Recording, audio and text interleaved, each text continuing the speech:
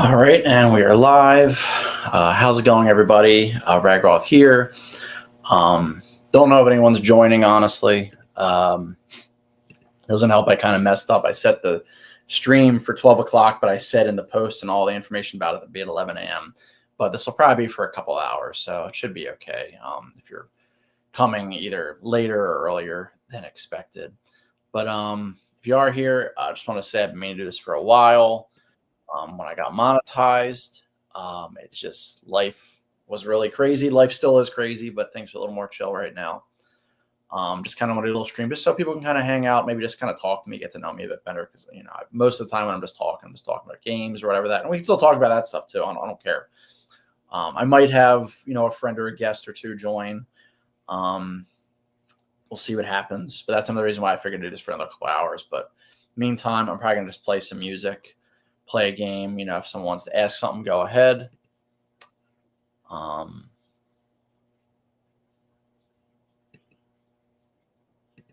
But yeah, that's about it. I want to say thank you for everyone that has been with me this whole time, or even a newer subscriber, either one. I really appreciate you sticking with me. I know it's like, things have been up and down, especially recently. And I don't always, talk about like the same game or two as well. Yeah, let's put on some music. I was trying to find like a playlist I have from something that doesn't have any like copyrighted music. So one thing I have on my playlist is music from Doom. I don't think there's any music that I would get a copyright claim or strike for. Of course, it's good music. We got Doom, The Dark Ages coming out soon, so let me blast it. Let me know if is that too loud, too soft. It's hard for me to tell. I'll do that. Let's do that. Yeah, I think this volume's good. If you want it louder, I'll put it a little louder. If you want it lower, let me know.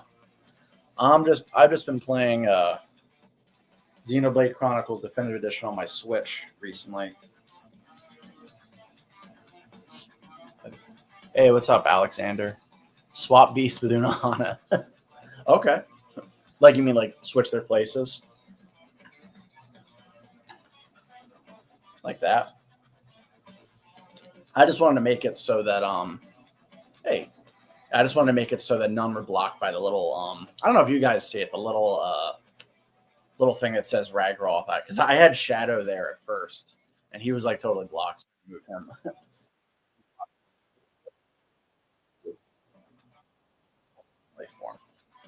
There we go. Oh yeah, might be having one or two guests. They said they might stop by. We'll see though, just because I don't know what the turnout for this would be.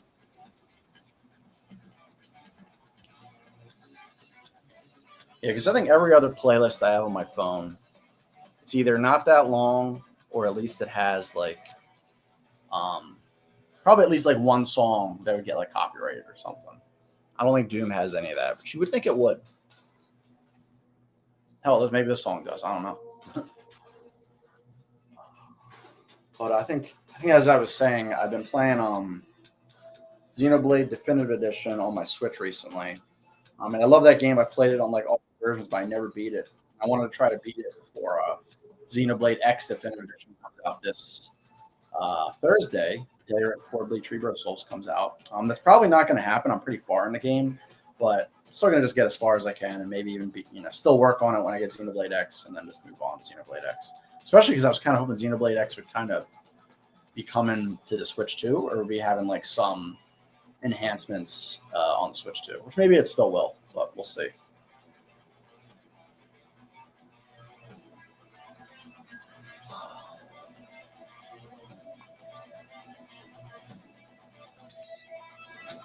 Yeah, like I said, you guys can like feel free to talk about games. You can talk about like just me personally.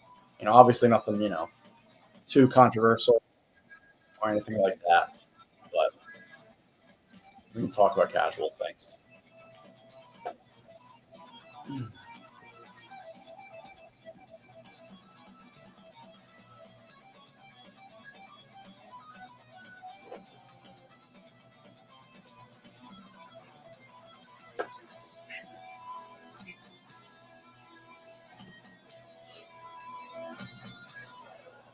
Yeah, and I figured I'd get these three figures because it's like there are three things I've been talking about on my channel recently. Dragon Ball Sparking Zero, Bleach Rebirth of Souls, and Sonic, Sonic Shadow Generation, Sonic Racing Crossworlds, Sonic Movie 3, Sonic Crossworlds 3, Shadow Generations 3.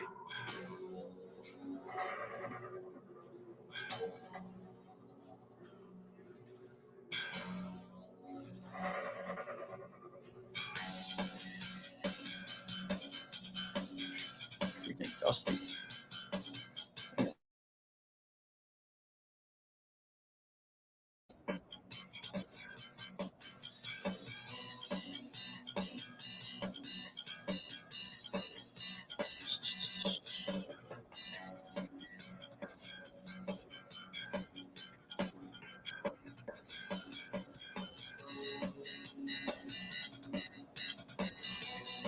All right, so Alexander said, I'm kind of new to the channel. I watched you for about a month or so. I don't know if I talked about this, but can you give me a rundown of your favorite games? Okay. So this I feel like changes all the time, but I love the Super Smash Bros. Series. It's probably my favorite game ever. I think it kind of would help get me into fighting games, ironically. So probably Super Smash Bros. Ultimate's one of mine. Um, one of the Devil May Cry is one of my favorite series. So probably Devil May Cry 3 or 5. I kind of jump around between which one's my favorite. Resident Evil 4. What's another one? Another one of my favorites. I want to say one of them. Probably Sonic is also one of my favorite series. It's kind of a series that got me into video games. So probably like either Sonic 3, Sonic Adventure 2, um, Star Fox 64. It's probably my favorite Nintendo franchise. Sucks being a Star Fox fan these days. What's another one? I love Metal Gear Rising: Revengeance. If that ever got a sequel announced, and I was like, it was announced on a stream, like the stream was going, you'd probably see me cry and have a heart attack on the stream at the same time. One of my favorites.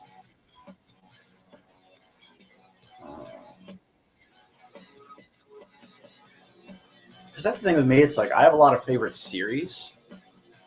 I just never know. Sometimes I can pick my favorite one from each series. Sometimes it's hard. But yeah, those are some.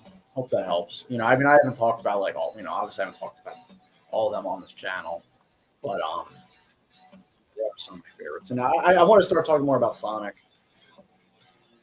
Oh, Nier Automata. I do like Nier Automata. It's not like one of my favorites, but I do like that game. That game is awesome. Probably one of my favorite games that came out in 2017.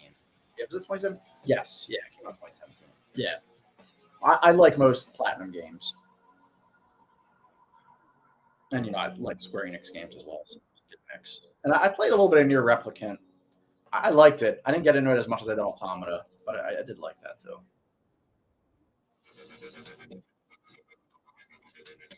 My phone on vibrate. Oops.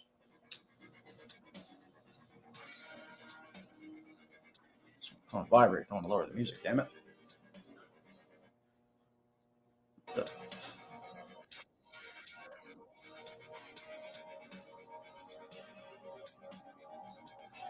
For you, it's the God of War series. Okay.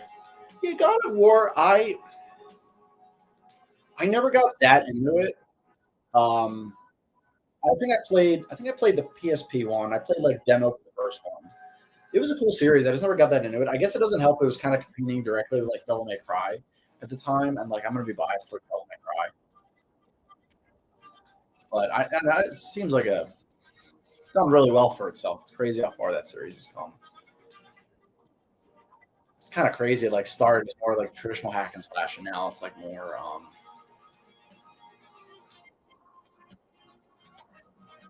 I guess its own kind of thing right now. I don't really know what I would call the newer games. You played and have both. Yeah, that's good. So you basically been the series since the beginning. That's good. Yeah, because I remember the first one was coming out the same time Devil May Cry 3 was coming out. Devil May Cry 3 is one of my favorite games ever. So it's like,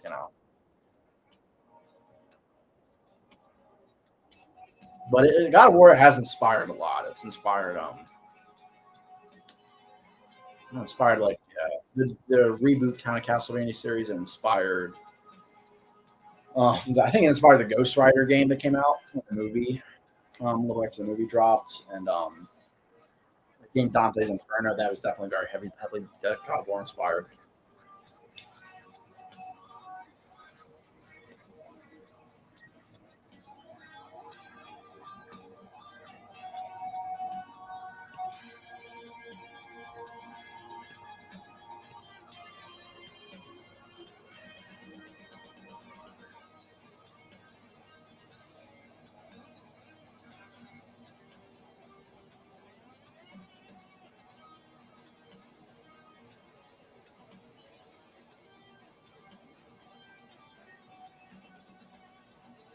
Ninja Gaiden 2 is also another one of my favorite games. Probably that's obviously on my mind just with the reemergence of Ninja Gaiden and another version Ninja Gaiden 2.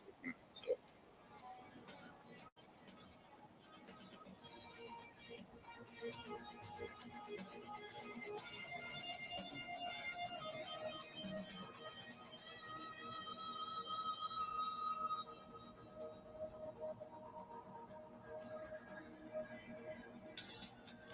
these are gonna be the longest 4 days.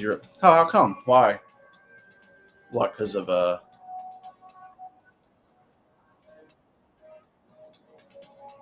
is that like a good 4 day, like good longest 4 days, like something good's happening, or like oh, Fleet Trooper Souls. Okay, I was thinking that. I didn't want to assume that though. Yeah, that's right. Yeah, you know what? Because you know why? Because I think I'm getting it physical, and because of that, I think I have to wait till Friday. So that's another reason too. Yeah, no, I can't wait. I'm like excited. I'm like nervous. Um, like I think I'm gonna like the game. I just want other people to like the game and to buy it because it's gonna be so heartbreaking if this game like flops and like we just never get a new Bleach console game again. It would just be so depressing.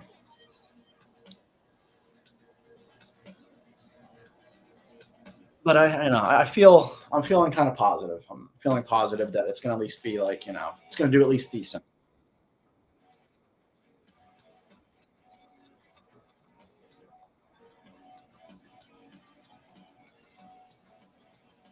You got the ultimate. Nice. Yeah, I would get that. I just still like getting games physical if I can.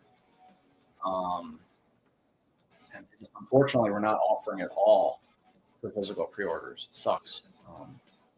And I'm also worried. I hope they let you buy like the costume pack separately. That would suck ass if you can. I want to say you can, but it's just I'm just a little nervous. I mean, I'll buy the game twice if I have to. That would just suck. But we'll see.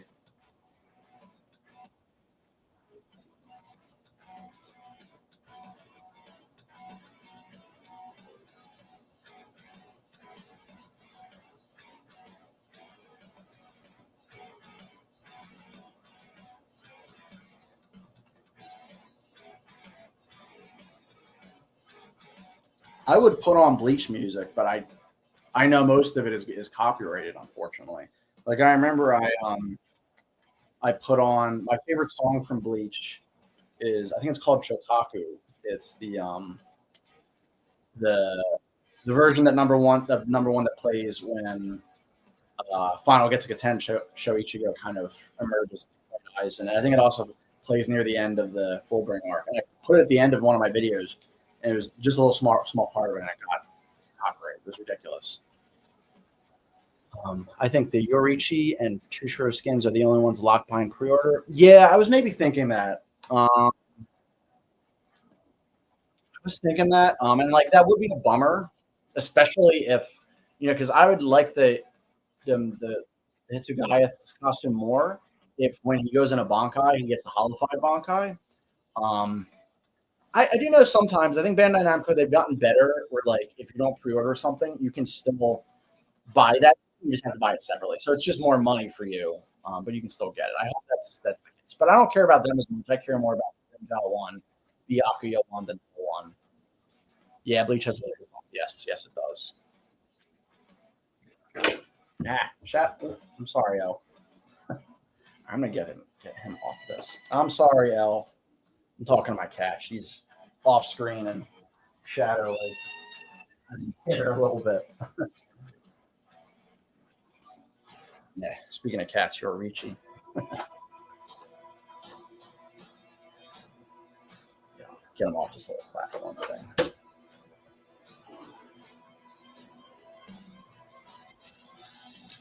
I'm guessing your remaining numero four. That's probably a good guess. That's probably a good guess. Yeah, yeah.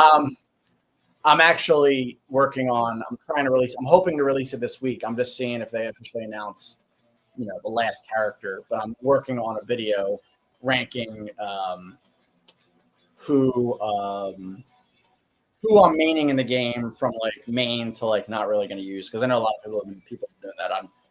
The video is basically done. I'm just waiting to see if they um, if they release gameplay trailer for last character. It's 3 for me. She looks boring though. XD Leah looks boring. Wait, which number 3? Halibel or Nell? Because technically we have a 2 number 3 Espadas.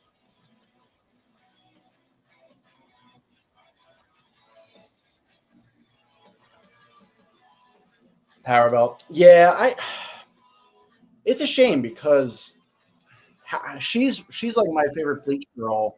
Well, okay, before Candace came around, she was my favorite Bleach girl, and I'm definitely going to play as her, but I did expect a little better. I think the problem with me, I think me and maybe some other people had is that like she doesn't have as much like water kind of stuff in her awakening. I feel like a lot of her moveset is based more around her first form, which is cool, but it's just not like Shark Queen, make big tsunamis and stuff, all that.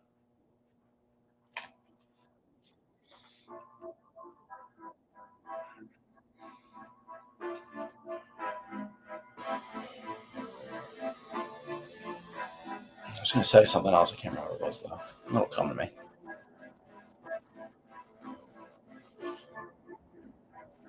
I'm upset that Baragon didn't make it in. That's like not the end of the world. I was just like, man, I thought he was pretty safe bet. Oh well.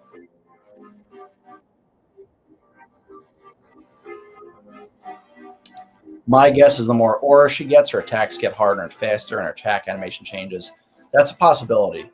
It's like I like that the trailers they don't show everything on the character, but it is kind of a bummer because I kind of feel like um, some things could be shown off a bit more.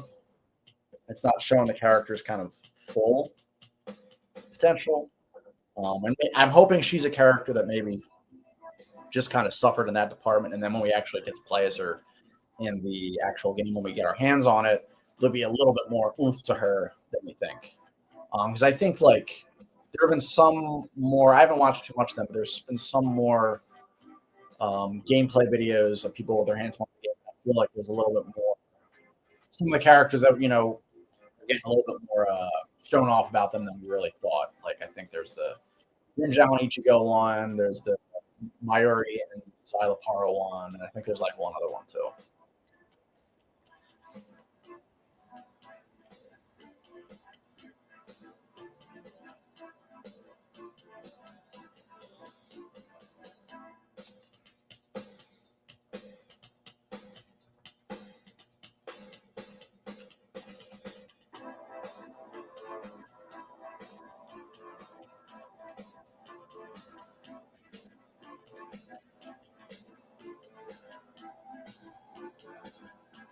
I really wanted battle damage in the game. Yeah, that would have been nice. I feel like what's funny. I feel like battle damage is not a thing you see as much anymore. I feel like that was a thing much more in games in like the maybe the early 2010s. And like they kind of just started doing away with that. I wonder if maybe it was just a little too much work, or maybe like I mean, it was during the time when like I feel like games should have a lot more like revealing characters and all that. I wonder if maybe that's another reason, like I dialed back on that. It's just weird because Bleach is a relatively violent series, like uncensored, and Rebirth of Souls is following um uh more of how the manga looks, despite it, and the Thousand Year Blood War anime. But oh well. Like the Mayuri Thousand Year Blood War skin and the Pernita fight. Yeah, you know what? It is weird. He's got like the gold sunflower outfit, but he didn't really fight that much in that outfit. But the version of the outfit that he did fight in, he doesn't have that. That is a strange choice. I figured that outfit would also be easier to model and stuff too. This is maybe wishful thinking, but maybe when he goes in Bankai, maybe he'll like break it out. I don't know, because I know his Bankai. It's not really him changing his appearance. It's just him summoning the big ass baby, Ozzy Soju Chijo. I'm really curious to see who the 4 DLC characters are. Wonder when they're going to announce like who the first one is.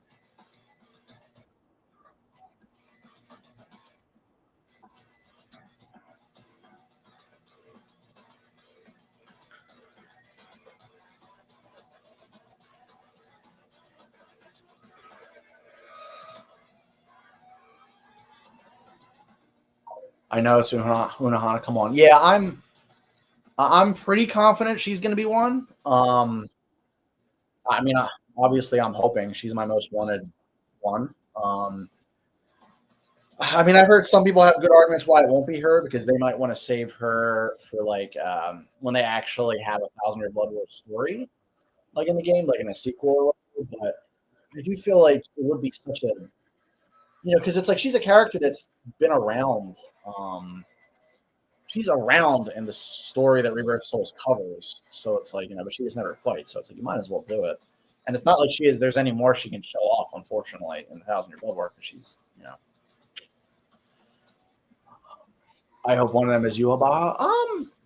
You know what? It's like hard to say with him because I feel like he's such a no-brainer, but like at the same time, he hasn't shown off like all he can do in the Almighty form, and I feel like that would be, that would obviously be his awakening or reawakening. So I wonder if maybe I don't know. There's so many different directions they could go with this. I do feel like Unohana is a generally safe bet. Yuaba, I feel like is really 50-50. Like if he showed off everything he could do at this point, then I think he would be 100%.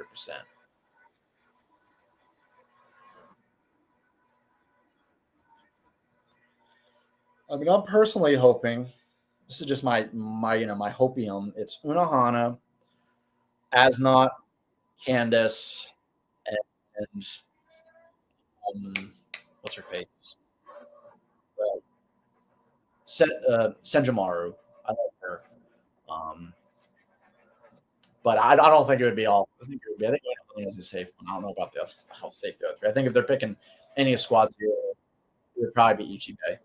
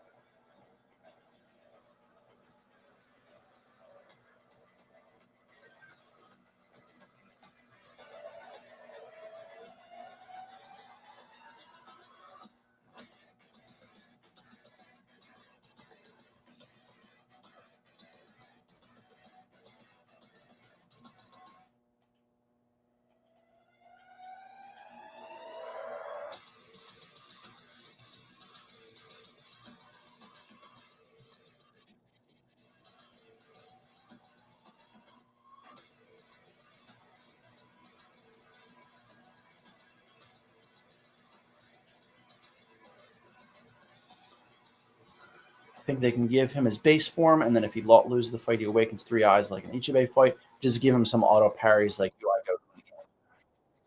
That's Yeah, that's not a bad idea.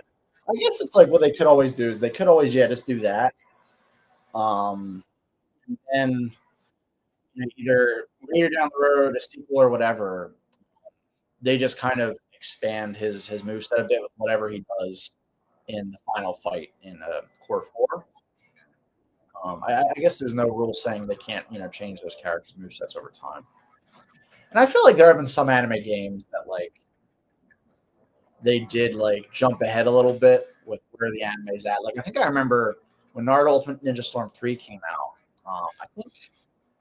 I don't think the episode with that showed when that first had like Madara fight in the Great Ninja War, and he was in the game. They had moveset for him. It was awesome. So I guess they could always, sneak some manga stuff in, like Yuabaha or something. Soul King Yuabaha can be like another slot. We have two each. Yeah, that's fair. That's fair. I also think they'll probably make I guess Thousand Year Blood War Aizen a separate character at some point down the road too. I think that's one of the reasons why he wasn't a character that got his Thousand Year Blood War costume. It'd be kind of, I guess, awkward with his transformations. So that would be actually really cool if they made up like what his transformations would look like if he was in the Muken. Is it Muken? Like the Muken outfit.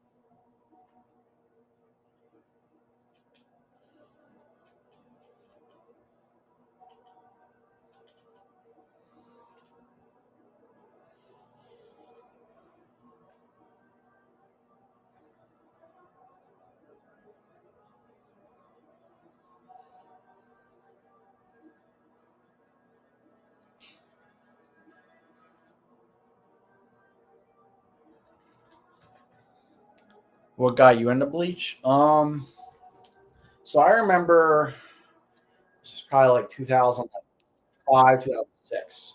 For using music, that's cool. It is. Yeah, like we said, it does have good music. Um, so I remember like it was probably like 2005 or six. Um, I heard people talking about Bleach. People were like, "Oh, yeah, Bleach is so good," and like one of my friends I know mentioned that I don't know how accurate this is now. That it was kind of like a fusion of Yu Yu Hakusho and Inuyasha. And I love Yu Yu Hakusho. That's actually probably my favorite anime. And then I remember I got Jump Superstars on the DS, and Ichigo was playable in that game. I remember one of the last characters I got. I'm like, oh wow, this guy's really cool. And then I think Bleach was coming to Adult Swim, in like probably like 2000, like late 2006, I think it was. And I'm like, oh, this is that show everybody's been talking about. And then it doesn't help that the Ultimate Stars came out around that time, and they added like Rukia, Renji, and Hitsugaya as playable. And I liked all four of them. So I'm like, okay, well, these characters are cool. And then I started watching Adult Swim, and like it was a little slow for me, but I was still getting into it. And then I think I actually really fell in love with it, with the Hueco Mundo arc more so than the Soul Society arc. I think the more specifically, it's like the art style is really cool, the music's really cool, as you were saying. Um, I think just the world is really neat. I think out of the I guess the big three, I think it easily is. You can say people can say what they want about maybe the story isn't as good or something, but I think I think it's just the coolest. It has the most. I think I've seen someone else say it somewhere else. It has more drip than some of the other.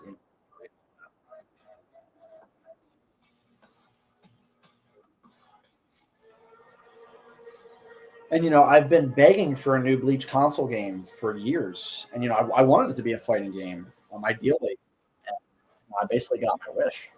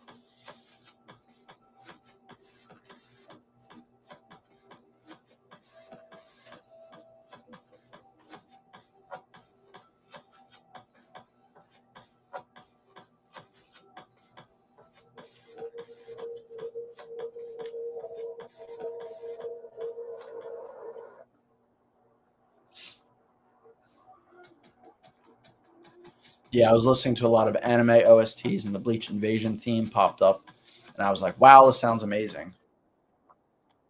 Nice. I'm trying to remember which refresh my memory. Which song is the Invasion theme? Is that like yeah, yeah? Wait, yeah. Which song was that? I'm sure I'll know it if you describe it.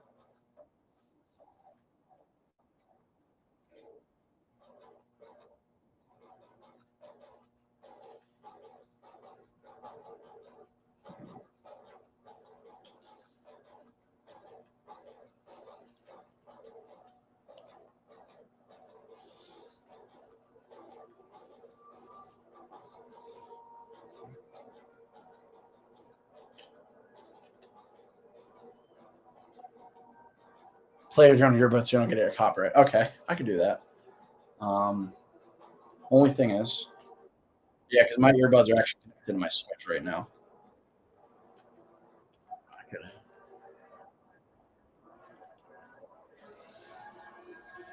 what I'll do is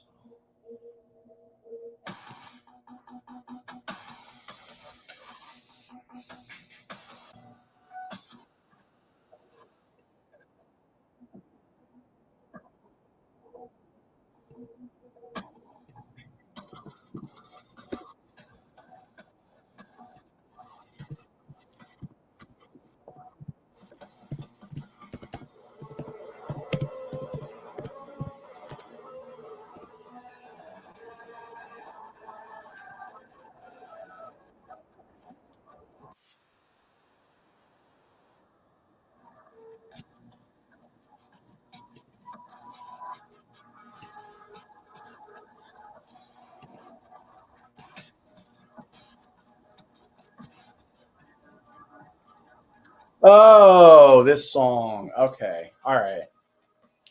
I associate that theme with Eisen. Yeah, that is a good song.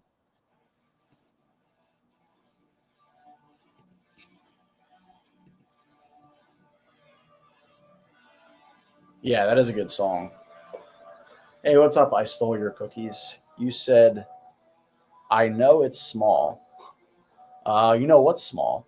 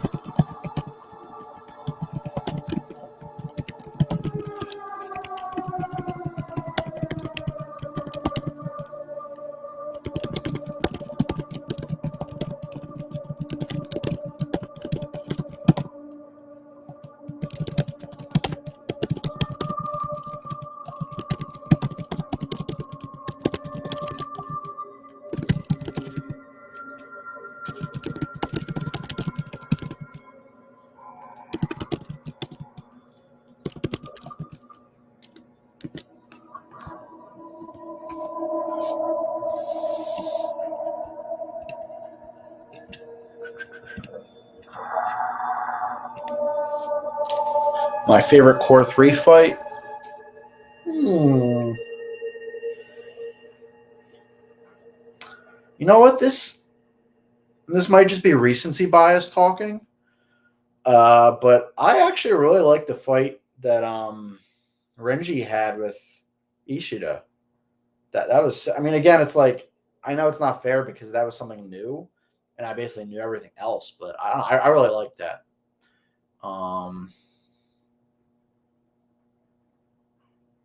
Trying to think what else there was. Yeah, because the fight with Ichibei and Senjomaru basically concluded in the beginning of Core 3.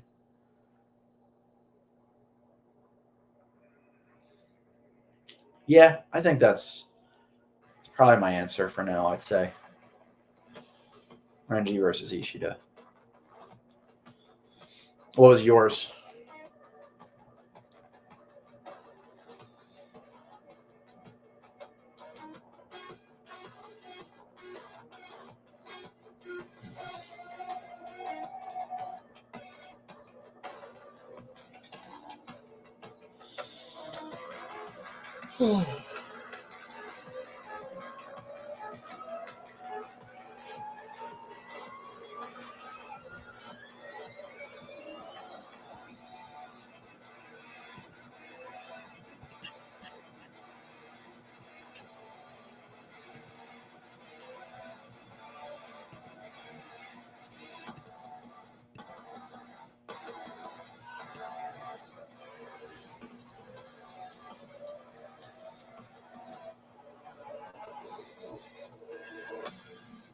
Ichigo versus Uri. Yeah, that was a good one too.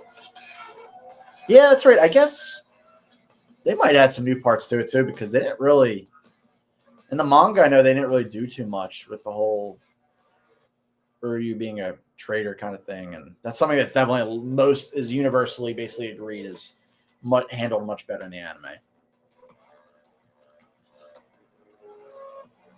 I think the Renji one just gets a little bit of gets a little bit of a bonus for me because I feel like we got to see a lot more stuff that his Bankai can do that we never really saw before.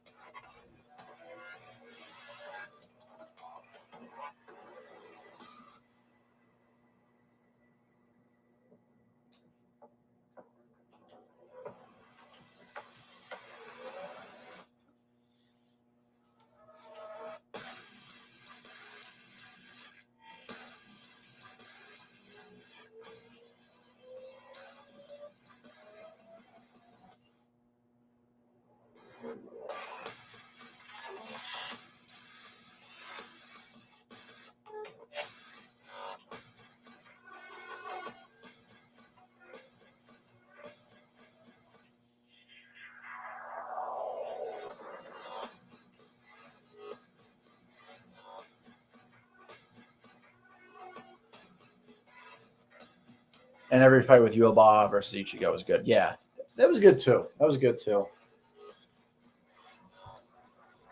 I'm really anticipating the final fight. I mean, it's it's partially because Aizen's involved, and I think Ginjo and Tsukushima get involved too. I hope that's expanded upon. But yeah, no, I think that's most people agree that like one of the biggest problems with Thousand Year Bloodborne manga was just kind of how abruptly it ended. So I'm hoping and expecting there's gonna be a lot more like oomph to that final battle.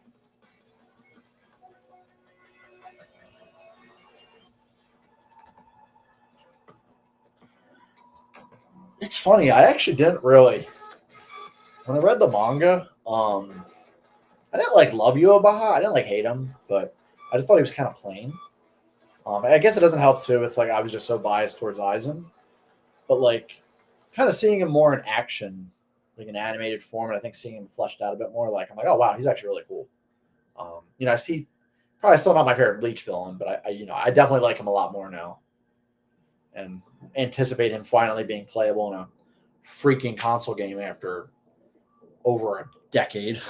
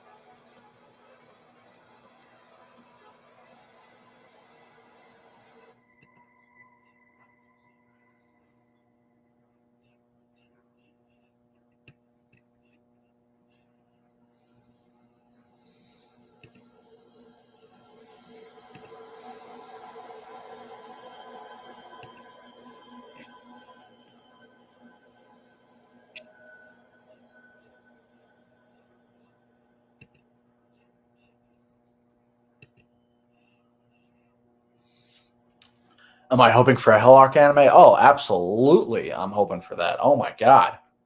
That'd be amazing. I guess the problem is though, we still have the manga has to continue for that. That's the problem there. So we got two battles to fight there.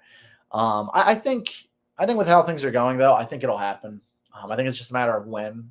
Less so if might be a while though, but I hope so because I'm a big Ukitake fan, and it seems like this might be the time we actually get to see him actually do stuff. From what it just sounds like, so I'm hoping. I'm really hoping. I would actually, I would actually really like a Can't Free Your Own World anime. I think that would be a good way to kind of buffer things, like when Thousand Year Blood War anime ends, and assuming Kubo maybe gets back to working on the manga, I'm hoping between that maybe we can get a Can't Feed Your Own World like anime thing. I mean, I'm Hisagi is like one of my favorite characters, so I'm a little biased there, but it is also more of a full on epilogue to Thousand Year Blood War as well. So, but yeah, we'll see what happens.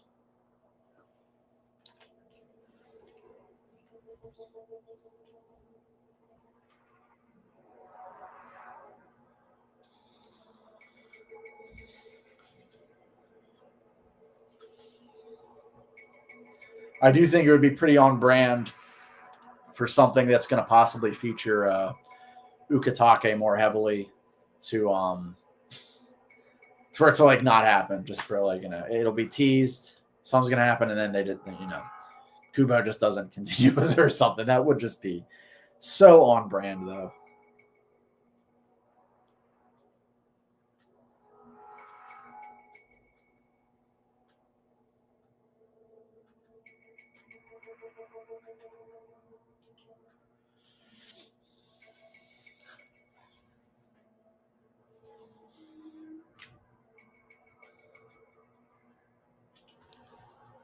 I also feel like because I think the Hell arc it's probably kind of like the Boruto of Bleach. And I know a lot of people don't really like Boruto. I don't love it either, but I think they're handling it better the way the kind of the big time skip with the main character being a parent, kind of thing. Oh, we actually are gonna have a guest. Hey, what's up, Mark? Hey, I'm working, but I will join. So, I can't read chat too good, but if there's anything that they're talking about, whatever You might topic, be I'll chime muted? in. Muted. Hold on. Oh wait. Are you sure? What do I think the recent Twitter teasers were? A collab, Core 4, or a live action? Oh, this is actually new to me. What Twitter teasers? I actually don't have Twitter right now, so that might be why I haven't heard of them. I know there was that thing, that anniversary thing, where they showed. Can you hear me at all? Yeah. Like kind of scenes from earlier parts of Bleach redone 1,000 Year Blood War. That was cool. I would love to get the remake, but that could have just been a little anniversary thing. Can you not hear me? Yeah, I still can't hear you.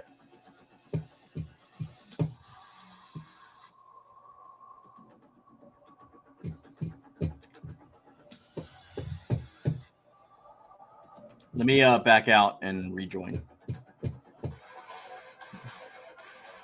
Let's see. Oh, okay. Guess Mark was having some like mic issues or something. Lower the music a little bit. Getting into good stuff now with Doom. I was going to say with Bleach, but I wouldn't mind if this music was in Bleach. He's coming back in. Can you hear me now? Hey. You can't hear me? Still can't hear you. Yeah, you can link the tweet. Sure, go ahead. That's fine. I wouldn't mind checking it out.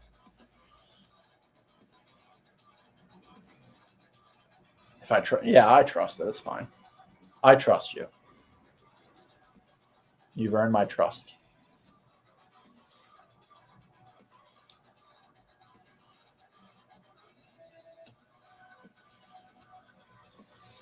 Check. Yeah, I still can hear you.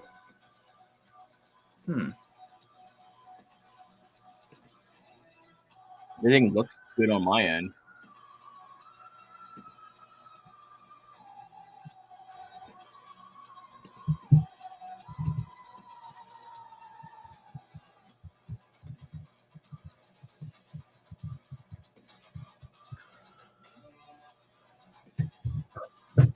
Everything seems like, yeah, I don't know what the hell the problem is. Wait.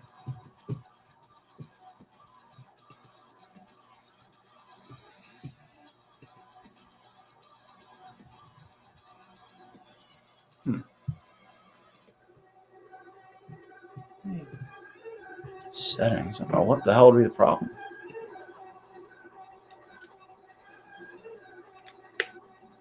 Oh, wait. No. Can you hear me now? Oh, I'm stupid. I'm so sorry. I have the. Oh, I'm stupid. I didn't have the I had the volume on my computer down. That's why. Yeah, I can hear you now. You had what on? What happened? My computer volume is down. Oh, yeah. That's a blonde moment for you there, Rich. Yeah, it's that. I am partially blonde. I was saying, I was like freaking out. I'm like, what's going on my end? Like everything looks fine. I'm working, so if there's any topics you're talking about, like Bleach or something like that, like just I can't look at chat, but I'll definitely back you up or chat. So yeah, I've mainly just been talking with one person, Alexander Stefanovic. I apologize if I butchered your name. Yeah, we've just been talking about Bleach, like Bleach Birth of Souls. He asked me like what my favorite games were. We talked a little bit about that. Okay. And he was just asking, if I was if I want like a anime for the Hell Arc, and they mentioned apparently there was some Twitter teasers, and just asking what I thought they were. And actually, I'm sorry, Alexander, I don't see a link or anything. What was the source on Twitter? Was it something like official or like somebody saying they're leaking something? Yeah, do you remember who tweeted it, Alexander?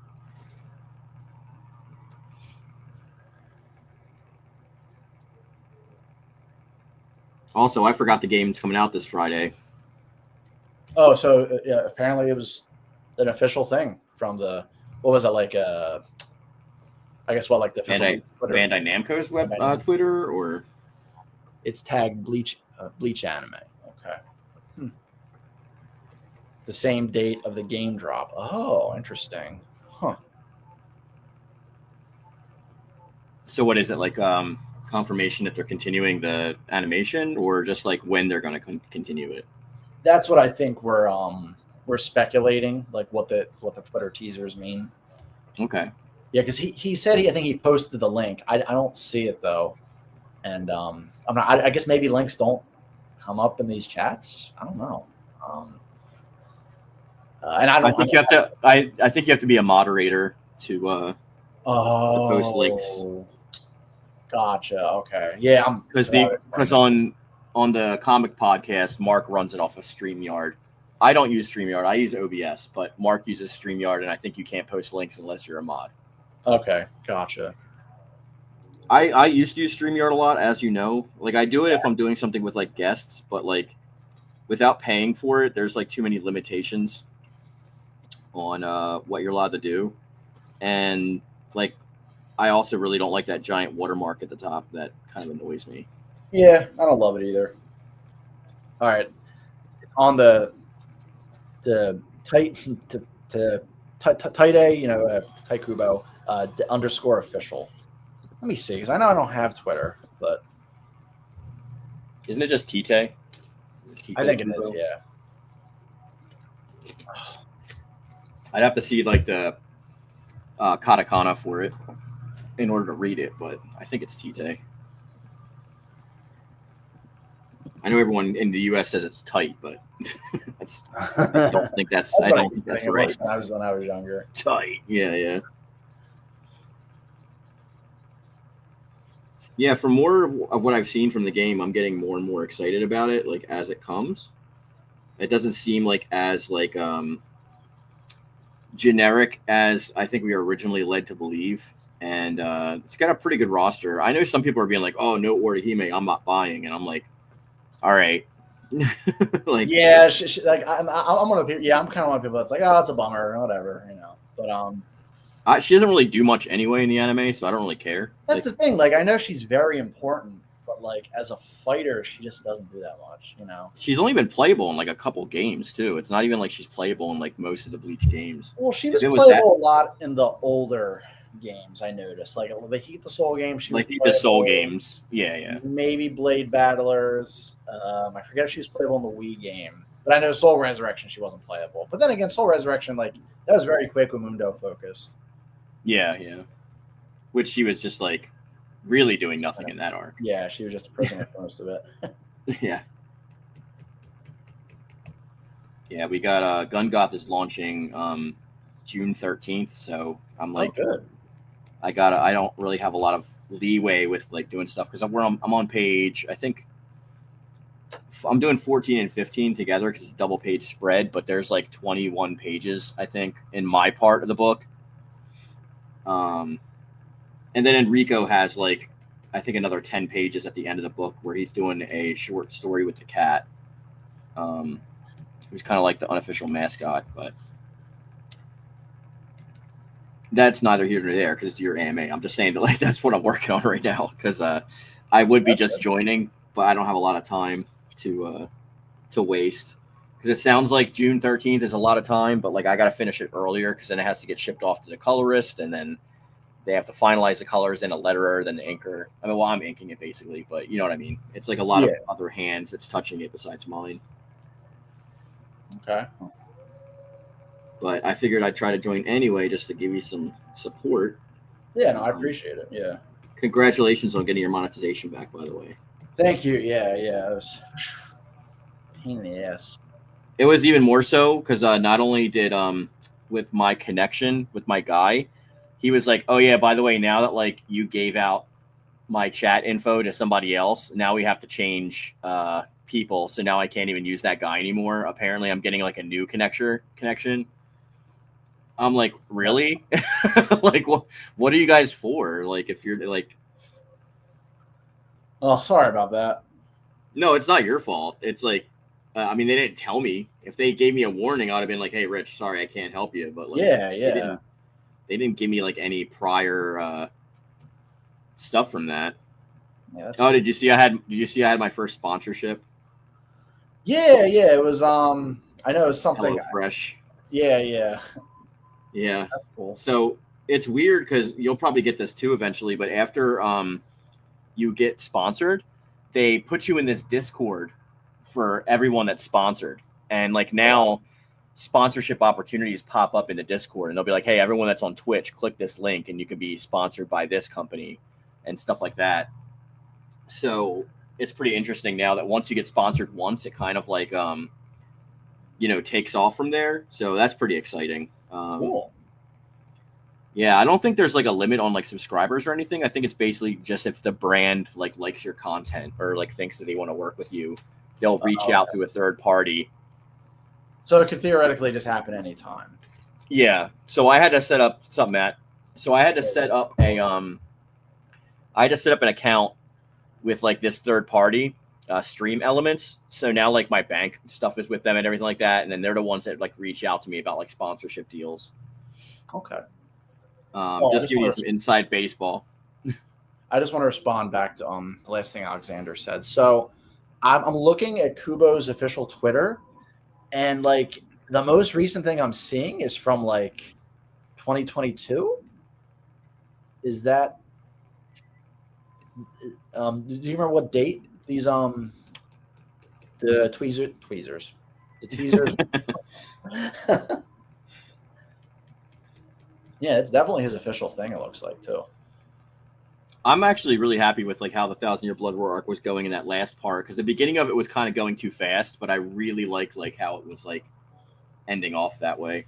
Yeah, it seemed like they kind of found their footing with pacing because I know that was like one sort of criticism some people were having. I mean, I was having to an extent that like things were moving a little too fast. But I think it doesn't like the original Bleach anime was so much more slower paced too. Yeah. So I think that's part of it. It's like the contrast to what we're used to versus like what we've been getting. But, because it almost feels like a different show the way that. Yeah. Well, I know I've heard a lot of people say that like the manga and anime are very different, and that 1,000-Year Blood War is based more of how it was in the manga. with obviously with the exception of the new things they added. I like the fact that we have some like character development and stuff like that, and like talking scenes, because it just like breaks up. If you have constant fights, it's like boring at that point. You know what I mean? Yeah, Like that's parts of why I like, and I'm gonna get flamed for saying this, but that's part of the reason why I like the beginning of GT versus like Z, because Z is almost like from one fight to the next also, and doesn't really give characters that much time to breathe outside of battles themselves, because then there's like a lot of filler crap. But well, I guess it depends. Like, are you talking about like the literal beginning of GT, or like kind of the Lud and Legic stuff, and pre-baby.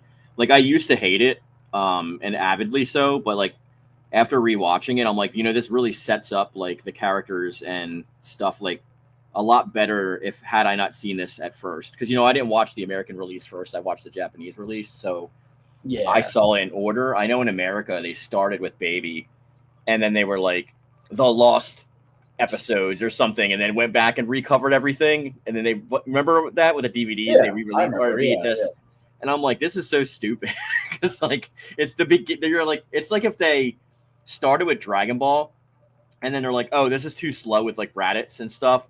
So we're just gonna start with like Vegeta and Nappa arriving on Earth, and then release like the Raditz stuff later. It's like you're missing context. Like I don't get that. Especially because Raditz is like Goku's brother. Not that it's really touched upon much ever again, but I know, and he should have been brought back. Come on, Yusuke. I agree. Okay, so Solar Flare said some of the fights in the beginning of the 1,000-Year Blood War, but for some of my favorites might have went too fast. Yeah, I think I get what you're saying. It's so fast that it's like people just like die, and like you're like, oh, okay, I didn't even know who that character was. You know what I mean? It's like you don't have enough time to sit with them. Well, they literally introduced that one guy. I forget his name. He looks kind of like Aizen, and he was kind of like telling some important facts of Soul Society to those two young Soul Reapers. Right. He's one of the first people that just dies. It's like, damn. Yeah. And then they spent a lot of time with that sideline for like 90% of the freaking series. Like, they spent a lot of time with that weird baby-looking creature thing too, and I don't really like that character. So I was like, come on, move on. Which the one with the wings with the long ass neck that looks like a yin? I forget who he fights. Was it possibly? Wait. He's the one. He looks like a horse, but he's got like a giant neck and like almost like a baby face. About, Lee J. Barrow. Yeah, I guess so. I hate that guy. The sniper guy, right? He starts off. No, it was like something that he didn't have. Is it Barrow? He didn't have like a form. I mean, he seemed like he was like. It's hard to explain. Like not a character. Like it seemed like he was like a creation or something. It's been a while since I watched it, so I got to go back. But I think you know what I'm talking about. Though he had like 4 legs and like wings and like looked like a giraffe or some crap. I think that is. I'm pretty sure that is. Such a weird name. Lily Barrow. It's after he transforms. He's like first he starts. He's like the black dude with the hat and the sniper. He fights Kuraku. Kuraku beats him. Then he kind of goes in his first form where he's kind of like angelic. Then he transforms again into the weird, like, kind of horse angel thing. I think I'm mixing up 2 characters. I think I'm mixing up Barrow and that stupid, the right hand of like, or whatever. You're probably getting mixed up Pernida and Barrow maybe. Yeah, the creature that like didn't even talk at first or whatever, and he looks really weird. I don't know. I mean, it's funny because I like Pernida when they're hooded. I think they look kind of cool then, but then like they just turn a big ass hand with eye. Yeah, I'm like, okay. This turns into master. Turns into a weird master hand. Yeah. That might be a hot take too, and I'll fully own it if it is. But yeah, I mean, probably my favorite of the 4. I know they call him like in the manga they call him like the Lustwaffe or some goofy German sounding name like that. But I think they're called the Royal Guard in the anime. I actually like Lily Barrow the most. I know his forms are weird, but I feel like it's part of the charm. Yeah. Oh yeah, Oh, in Alexandria, so the first post that I'm seeing of Kubo, it's like a picture of it looks like Ichigo. I thought he was the adult version, but he's kind of looks like he's falling in like a purple sky with some like katakana on it. I don't know if that's the same first post because this is from like October 10th, 2022. This is like when I think the new anime just started. this is the teaser that he was mentioning. Yeah. I'm trying to find the teaser. It's so annoying. Only mods can post things. Like, come on, StreamYard. Yeah. They like to run a tight ship, I guess. Yeah.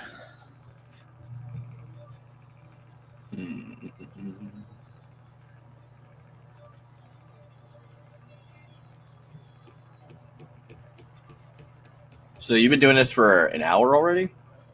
Oh yeah, it's been a little over an hour. I would have joined sooner had I known, but I was we have the horror movie podcast tonight with the comic guys, and I had to watch some stupid movie called Cooties with like Elijah Wood and Dwight from from The Office. The movie's bad, but I had to watch. Which movie was it again? Cooties. Oh, I haven't heard of that. It's about like kid zombies, Oh, or as I like to call them, regular kids. School teacher joke. Solar Flare asked, this is for both of you. What is your favorite opening of the Bleach anime? Mine is always opening 6. I don't remember. Let me refresh my memory on which one is opening 6, just because I can't remember them all by numbers. Yeah, I'd have to listen to them again because I don't remember. That's one thing about the 1,000-Year Blood War arc. It's so spread out that I don't remember specific openings. For me, I would maybe have to say my favorite. Okay, I remember opening 6. I think I like the opening when it was kind of in the very end of the Wakomunda arc when Ichigo's about to fight Aizen. I forget what it's called. Like, that one I think was. See, the funny thing is that that opening made it seem like it was going to be the end of Bleach. Funnily enough. Yeah. Which it could have possibly just ended there. I mean, Aizen's a pretty big bad to end it on. That was like I think a common criticism of like the arcs past when they beat Aizen is that like the bento and all those. Yeah, they're like, oh, it should have just ended at Aizen, which I'm like at the time I kind of agreed, but it's like kind of seeing what we have now. I'm kind of like, yeah, it's fine. It's fine. I mean, I remember hearing that about Yu Yu Hakusho. It's like they could have ended at the Dark Tournament. At the Dark Tournament, but I'm like, yeah, well, we get so much cool stuff afterwards. But I know. I see what they're saying. It's like you definitely. I mean, like the Dark Tournament is my favorite arc, but even still, like Yeah. All right, let me see. He said, try going to @Bleach Animation.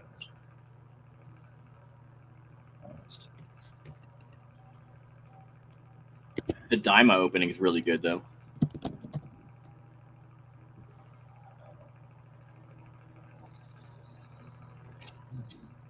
The Daima opening might be my new favorite.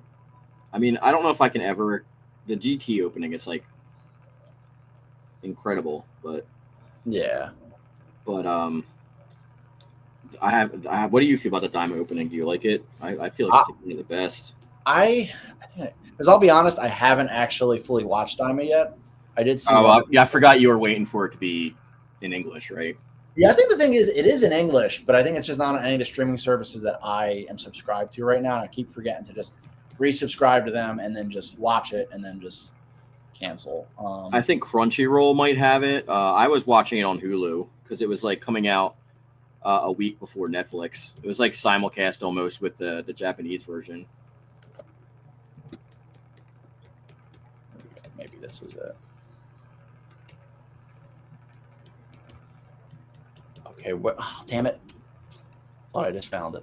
What Daima's opening? I think it's the teaser. Oh, okay. I forgot we're still looking for that. Don't mind me. Let me see. There's.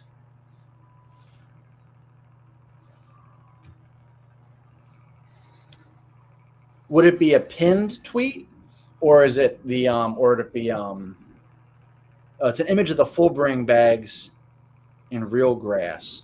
Full bring bags in real grass. Is he on your Discord? Why don't you ask him to share it there, and then like I you don't, could I just don't like think so. No. okay. 'Cause I don't think anybody is on my Discord that isn't someone that like we know in real life, or someone that maybe like Josh, or something. Okay. Trying to find it because it looks like there's definitely more recent things on this Twitter, but I'm still mostly just seeing like 1,000-year Blood War stuff.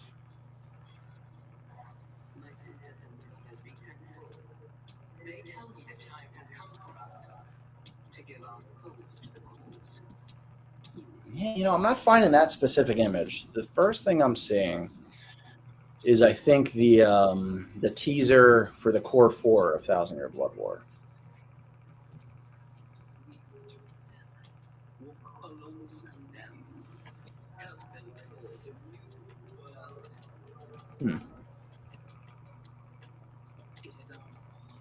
Oh, you're definitely welcome to join the Discord. I have a link to it in my videos, but yeah, it's in the description for my videos. I did just realize that like the link is an expired link. It expired, and I'm like, oh crap, this is. But then what I did was I changed it so that it can't ever expire. Well, you should be able to post a link. You can actually copy and paste it and post it in the chat right now because you're the host. On Solar and Flare, I've only seen the first 10 episodes of Daima, and its league's better than all of Dragon Ball Super, in my opinion. I've seen some people say that. You could post a link to my Discord too if you want to. Okay. Just go to one of my videos and grab it, or you can share it. I think directly from my Discord. I think. So, since they're basically linked almost anyway. Yeah, because then you could just open a window on your computer and do share window, and pop it there. Unless like there's like copyright stuff in it, then. All right. So here's my Discord.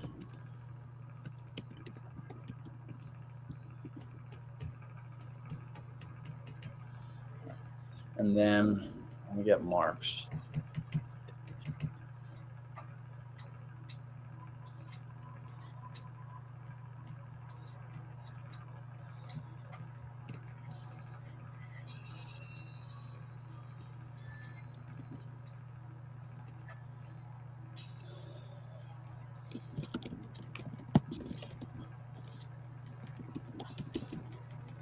Boom. Nice. Yeah, at least they let the host stuff. Yeah.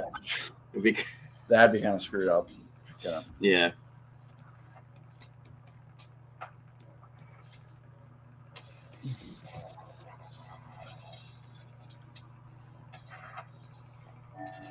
Yeah, there's I don't want to spoil anything for Daima since you haven't watched it, but there's like, I mean, there's been things that haven't spoiled for me, but yeah, I appreciate it. There's like parts at the end that like, I mean, I enjoyed every single episode of it, to be honest, but then like at the end, some things weren't handled the way that I would have wanted them to be handled. But I have heard, some people say they didn't like the ending.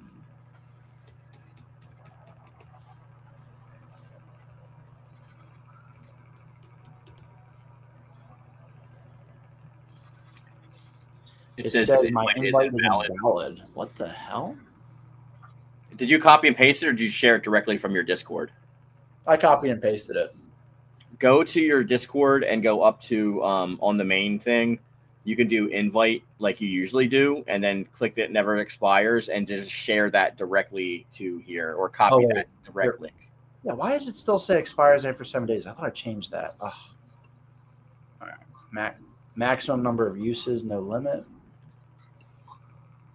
Grant temporary membership. Temporary members are automatically kicked from it. No.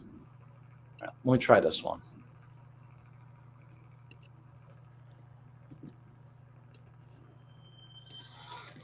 See if this one is any different.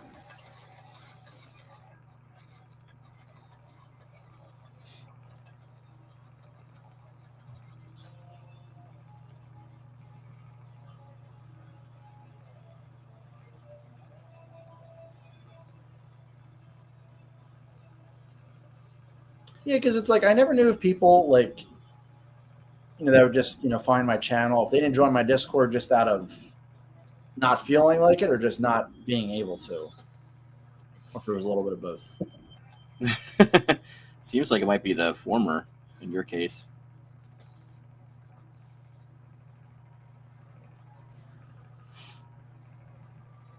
You're in. Oh, Somebody's awesome. Good.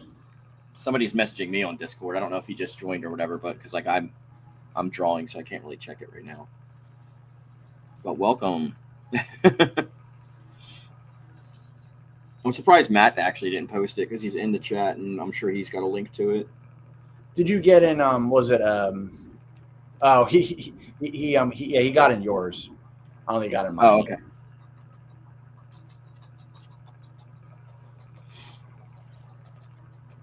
I mean, you're in my Discord, so he could also find you and then like go to your Discord that way. Yeah, that's an idea. So when you're in my Discord, just at Ragaroth and his name will pop up. Then you can click on his profile and go to his Discord from his profile, and you should be able to get invited that way as well. Yeah, and if it helps, my Discord image right now, it's a picture of Aizen in one of his Hokyoku forms and Rebirth of Souls. I keep wanting to change my profile, and like I can't bring myself to. You know what? I've actually been meaning to change mine too, but I haven't felt like it. The profile picture that I have now is just like so perfect. That sexy mullet. Yeah, right.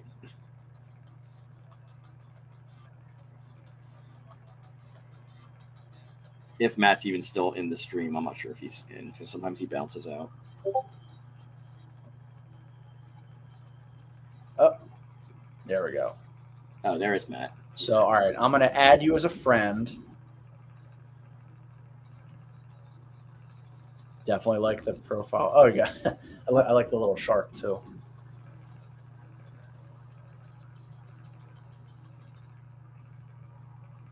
So let me see if I add you as a friend now. Hopefully that means.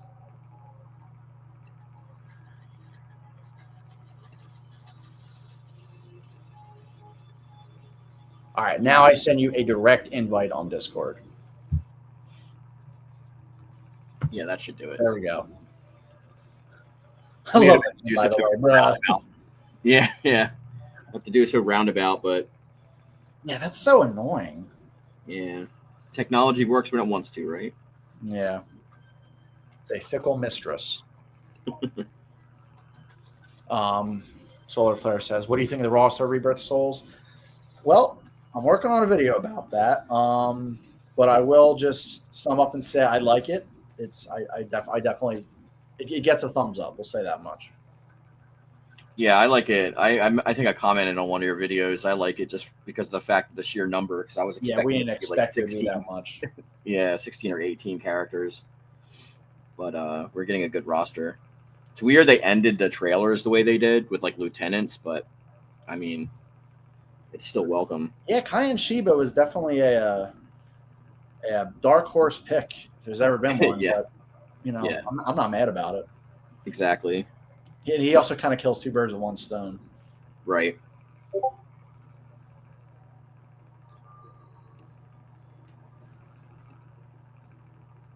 Okay, here we go. Yeah.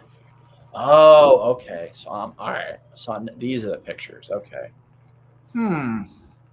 Yeah, unfortunately, if there's anything that's gonna be a teaser from those pictures, my gut kind of says it might be live action, just because it's something that's it's realistic photos, but I don't know. I mean, I wouldn't put it past them to make like a Netflix adaptation of it or something. Wait, we've had live action Bleach movies in the past, haven't we? Like we have, yeah. There was one or two. I think they covered the Soul Society. That's one I never really heard too much about. Like, I don't really hear people love it, but I don't really hear people hate it either. It's just kind of like I kind of just avoid those live action. I heard some of them are good, but I'm like, I've already seen the show, so I'm kind of okay. Yeah, that's kind of my thing. It's like I don't really dislike them because they're disrespecting the source material. It just doesn't add anything. It's the same story. Yeah. And I'm scarred from Evolution, which the only good thing about that is like Jamie Chung. And she I wasn't guess even I a think it's Kokichi. also She's part just of the hot. reason that too. I also like. I think the actress that played Bulma was hot. Bulma. Too. Isn't she the girl from No, that's not the girl from Scott Pilgrim. But I think I've seen her in something else as well. Probably Shameless. That's I think the main thing she's known for. Okay. And also, I think that movie is also kind of the reason why James Marsters voices Zamasu too. Oh, okay. I was hoping you weren't going to say Piccolo because that definitely wasn't Piccolo, whoever the hell that was. Well, yeah, he was the one that played. Also, yeah. Oh, and Solar Flare said, by the way, Mark, I was finally able to get my hands on the really cool Hellboy figure. I showed you a while back. It hasn't arrived yet, but it should be here within the next few days. Sweet. I just got that Big Bang Kamehameha Gogeta. You know what I'm talking about? Oh, nice. I'll show you. It's back there. Yeah, I thought I did see a picture, that you posted of a Super Saiyan 4 Gogeta figure. I mean, if it's the goat, I gotta get it. I showed pajama pants. I broke the YouTuber code. Nice. Yeah, I like it because the hair's like it's got like a gold glistening to it. It's like metallic almost, like they used to do the Super Battle. It kind of looks like his hair is like kind of being like pushed back by like the force of the Kamehameha. Yeah, the Big Bang Kamehameha. But I actually like the sculpt on this a lot. I like it more than like the other Gogeta one that I have, where it's just like going sideways, like his arms crossed. I got it from GameStop, Matt.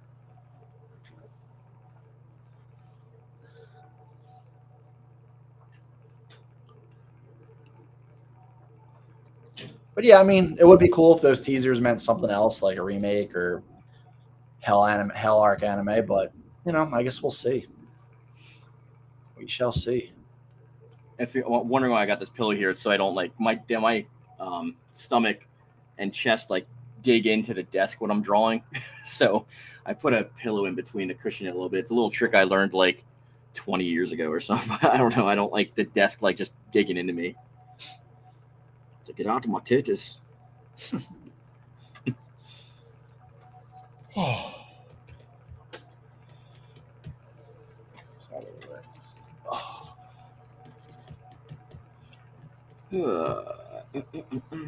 Speaking of which, I didn't sign into my mobile games for the day.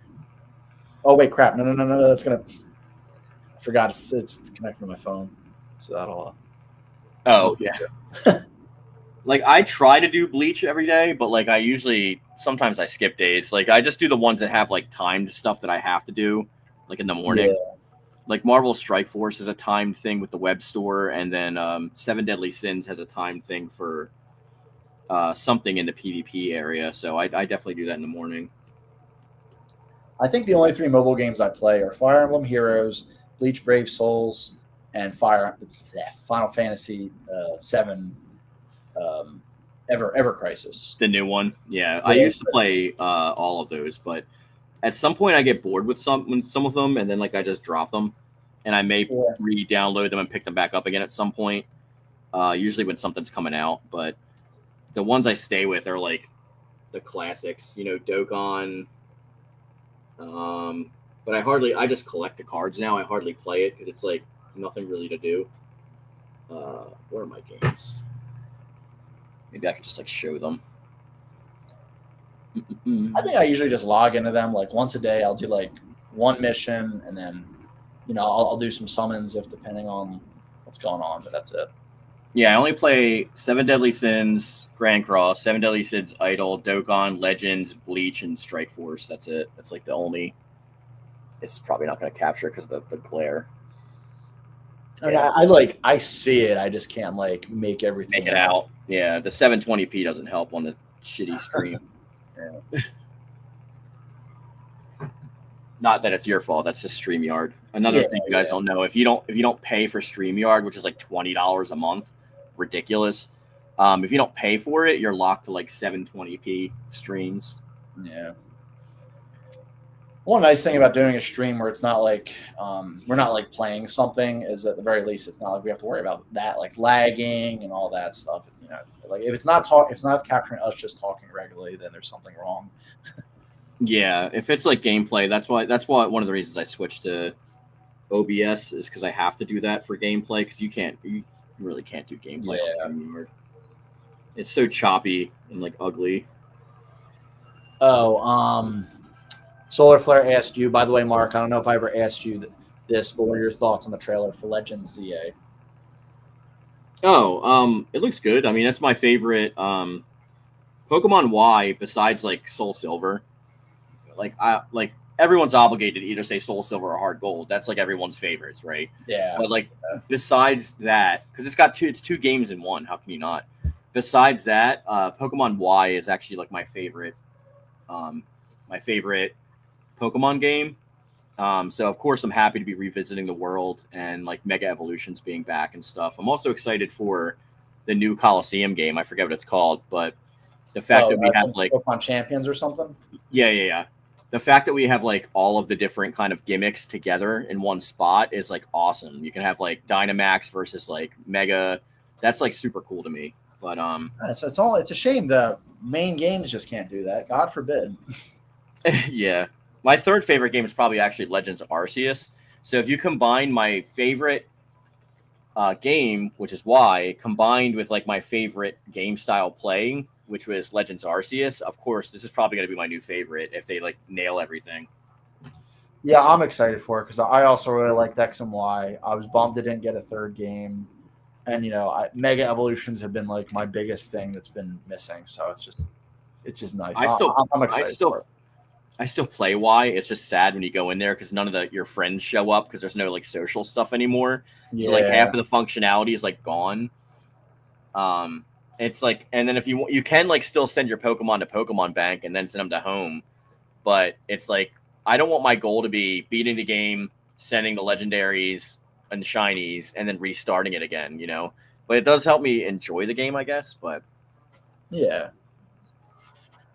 Yeah, X and Y were like good times. I feel like the Pokemon fan base was like generally fairly happy at that time, and I think we were all kind of really enjoying the games. And I mean, yeah, like they weren't perfect, but I don't know. Before the GTS got like screwed, because the GTS when it first started was awesome, but like now it's like, oh, you want like a Squirtle? I want like a shiny Zygarde, please, like 100%. It's like, okay. Oh, Alexander said, Mark is a new face to me. I wanted to ask if he could introduce himself. I wanted to ask a lot earlier. Yeah, because I guess I haven't been on your channel as much. Yeah, and Alexander mentioned he hasn't been around my channel too long, so that's probably why he hasn't really caught you at all. Oh, okay. I am a comic book artist / YouTuber / streamer. And I've been doing this for almost 8 years now. My channel is just my name, Mark Yoon. You can find it like in the Discord, or I'm sure somebody will post. Oh no, they can't post it here. If Rich wanted to post my channel, that's fine. But I cover similar things to Rich, but I don't cover what Rich covers because I let him breathe on his own. I don't want to swallow. We're kind of affiliate channels, so like since he talks about Bleach, I don't talk about Bleach. But like I'll try to only cover topics that like none of us are, because it's hard to make new content based on stuff. So I don't want to compete with each other's channels when it comes to that. But yeah. So basically, if there's a fighting game that you want to see covered and Rich isn't covering it, chances are I'm covering it, and vice versa. Yeah, I stream Monday through Thursday. We just finished Soul Calibur 5. I'm thinking about either doing the Budokai HD collection next or possibly Resident Evil 5. Yeah, I'm not sure. Rich, by the way, do you still have your PS3? Yeah, I know you did. And the PS3 part works, right? Yeah. I think right now I have it's the first slim PS3 model, not the one with the sliding cover. It was the second model, or the first slim model. Yeah, that's the one I got in my living room. Yeah. Okay, yeah. So do you have Resident Evil 5 digitally on that or physically? No, I don't think I have Resident Evil 5 at all anymore. The Oh, only really? Resident Evil 5 I have is the one that's part of like the new collection on my Switch. Okay, because I'm thinking about streaming it next, and I want somebody to stream it with me because I don't feel like doing that by myself. Like it's a co-op game, so I want to kind of do it co-op. Okay. Oh, Alexander asked, where could he find your art at? I do have an art Instagram, but it's not really updated that often because a lot of the stuff that like I'm working on, I can't post legally until it comes out. So right now I'm working on Gun Goth with Haunted Pizza, but it might be under I don't want to talk about it, but there might be a deal in the works where it gets published by a much bigger comic organization. But I can't really talk about it because I don't want to put the deal in jeopardy or whatever. But yeah, I don't have a DeviantArt or anything because I don't know if you know, but in the comics industry, they like hate when people have DeviantArts. Like a lot of times, if you have a DeviantArt, if you even have one, they like won't consider you for a job because they consider it like low tier beneath them, which sucks because I had a DeviantArt and I had to delete it when I started like working in the actual industry. But yeah, I post stuff on my Discord though. So if you go into the Discord, you should be able to see some of my stuff. Like I think on the main Unifam page, I just had the cover of Gun Goth, one of the 13 covers I just released because Mark, that writer, actually let me do so. Actually, Rich, can you go on the my Discord and find that on the Unifam Unite part, and then you can share that so you can see it like on the screen. It's not that far up, I think. It's in the main Unifam Unite. You should see it. It's like a double page spread, fully colored. It should be easy to find. Is it did you describe it as wraparound cover for Gun Goth #1? Yes, that's it. Okay. Yeah. So just you could do share window. Just blow it up, and then you could do share window in the StreamYard, and you should be able to stream it. I mean, you should be able to share it like right from here. Present. It might look like crap, but on StreamYard, but at least you'll be able to see it. You guys see that? Yeah. So that's the wraparound cover, but it's only one of 13 covers for the book because it's going to be a pretty big deal. So this is mine. It's colored by Dan Kemp, I believe. That's pretty sick image.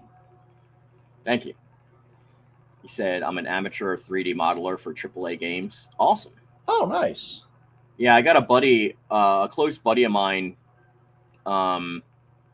works in the video game industry. Mike Caprati.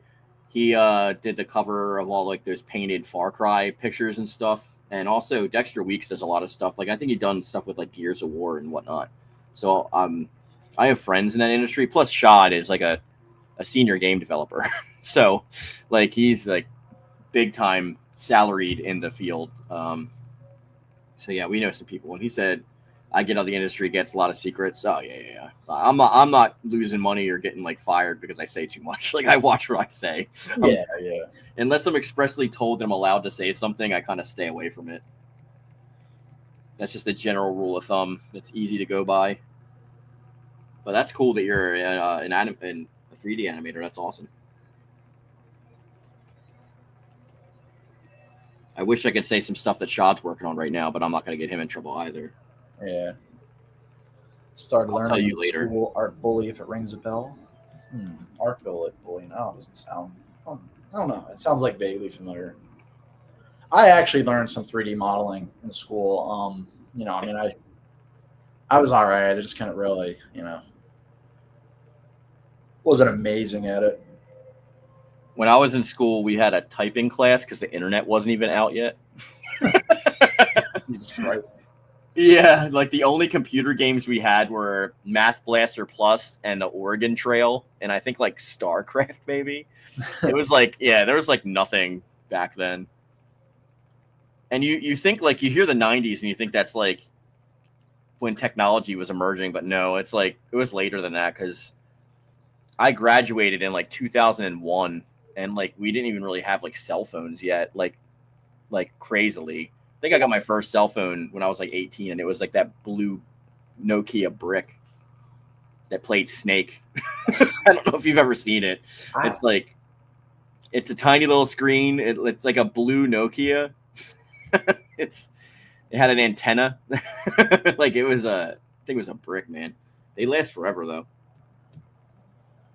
Oh yeah, I'm looking at the Art Bully webpage right now, Alexander.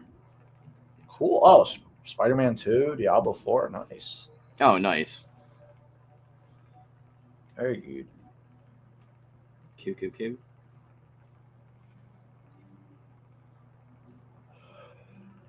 I guess my main channel is known Alexander for Soul Calibur content, but like I kind of put a hiatus on that because we are not sure if the series is even going to continue at this point. So yeah, I was like, why am I keep making content on this when like it may not even come to fruition? Well, yeah, you had to like, you were at the point where you really had to like kind of shift gears. Yeah. Pull. Yeah, you had to like really pull stuff out of thin air to talk about at that point. Oh, I was making Soul Calibur 7 content for freaking 3 years after they stopped doing updates, and like everything from roster to story, and I know it's all legit information, but it's just like I was pulling stuff. I had to speculate a lot, but like a lot of it's like it's not like well, we all know who we're talking about YouTuber wise, like in like the Dragon Ball community and stuff like that. I can't really mention his name because I'm friends with him on Discord, and I might be doing a video with him. But like, it's not that kind of content. It's thought out, like documentary style content. But yeah, I'll start doing it again when they announce like another Soul Calibur.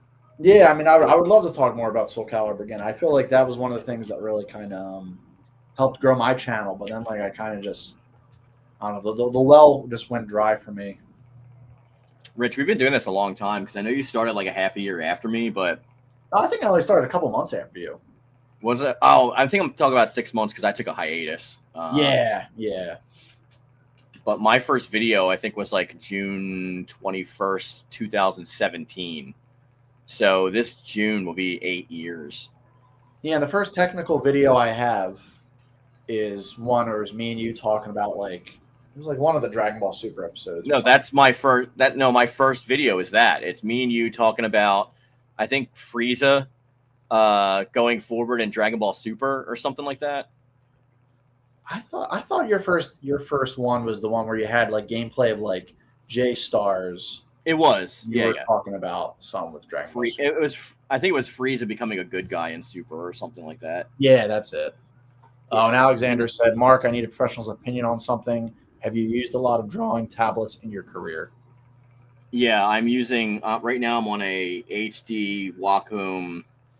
I think this is either the 26-inch or the 32-inch Cintiq. They're expensive though. Like they're like $3,000 at the cheapest. Like they're not cheap, but that's what I'm using right now. I also used to do when I go to conventions and stuff though. I use like an iPad Pro for commissions and such, but I also do paper. I use a Huion. That's a Chinese brand. I forget how it's pronounced. It's Huion, I think. Canvas 16. They're not bad. What are you using for a stylus? Are you using like a regular stylus, or are you using a like a custom one? Because I know some people use like Apple pencils for like other stuff.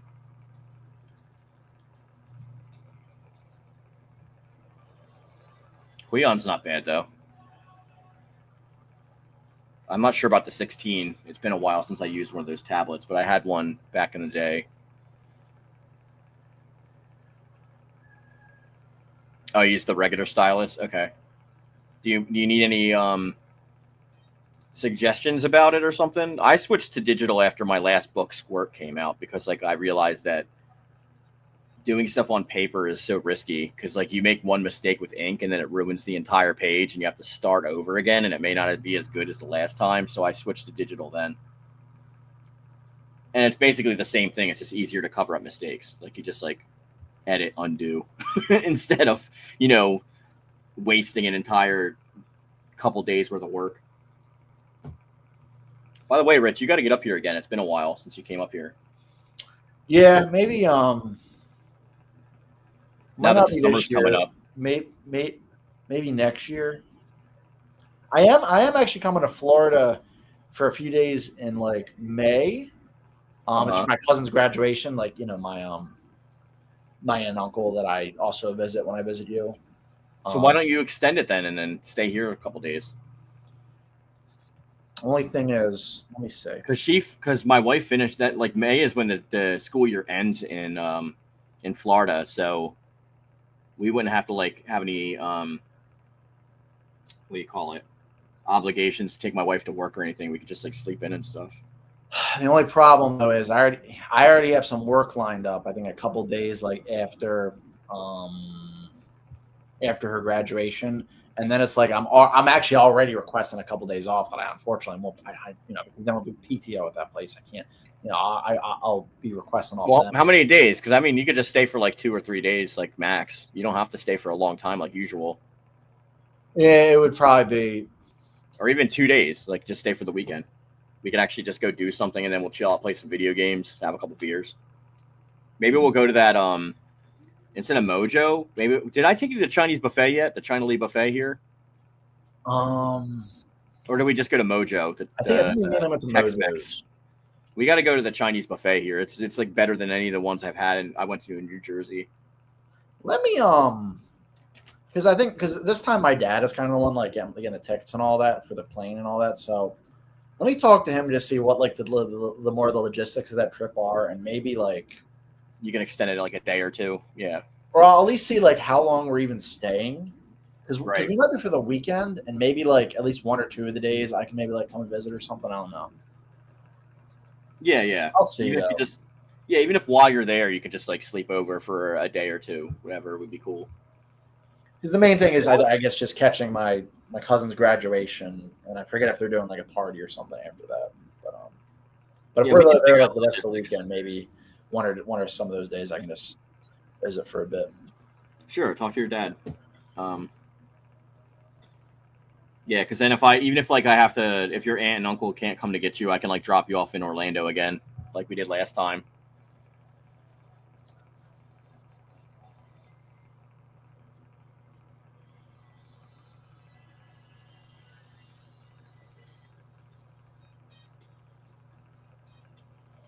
Oh, excuse me.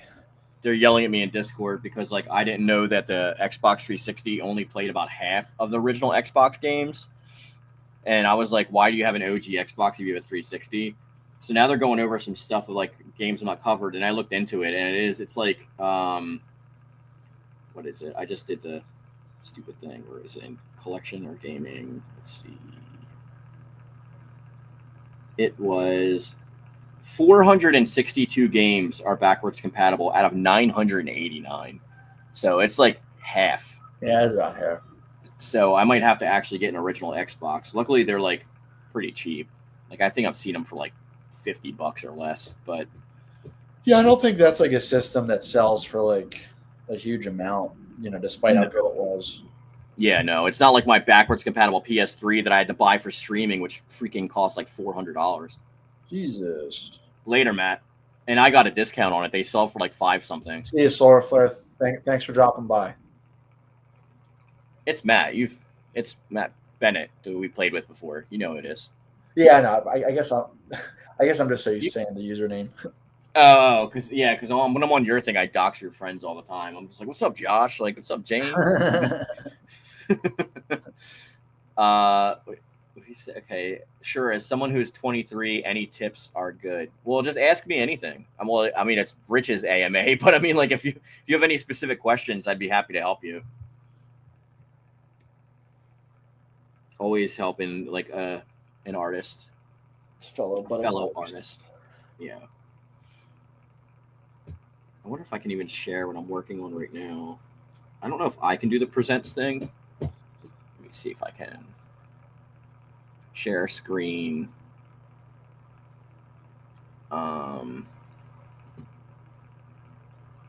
Okay, we can do window. Okay, yeah, here I can share this. Don't tell any of the comic guys because I'm not allowed. Yeah, this is what I'm working on right now. This is a full page splash page just about the backstory of the character. So, yeah. Also, let me bring up the last page and see Nice. if I can. All right, page 13, is it? Doing the Chad thinking pose. Yeah. Oh, this page is pretty cool. I can share this page because this page is finished. Let's see if I can show this.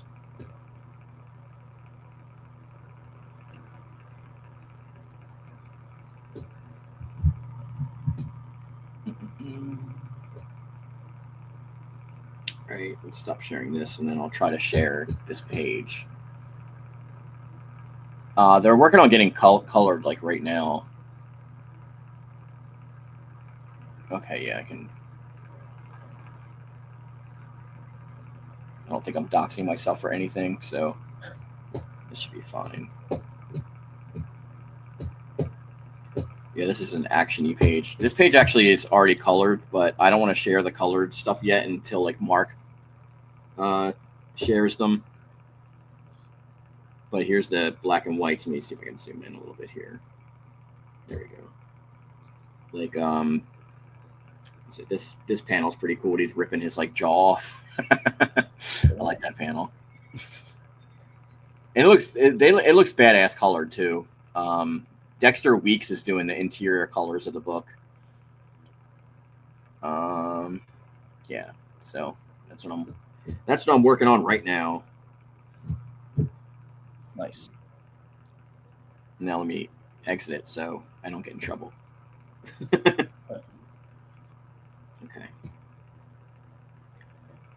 Oh, I just stand up a little bit and sit for a while. Oh, I think on StreamYard, Rich, you can actually share to multiple sources now. So you can actually share this like live feed to Twitter also. And I know Twitter usually gets like a lot more views than like than YouTube.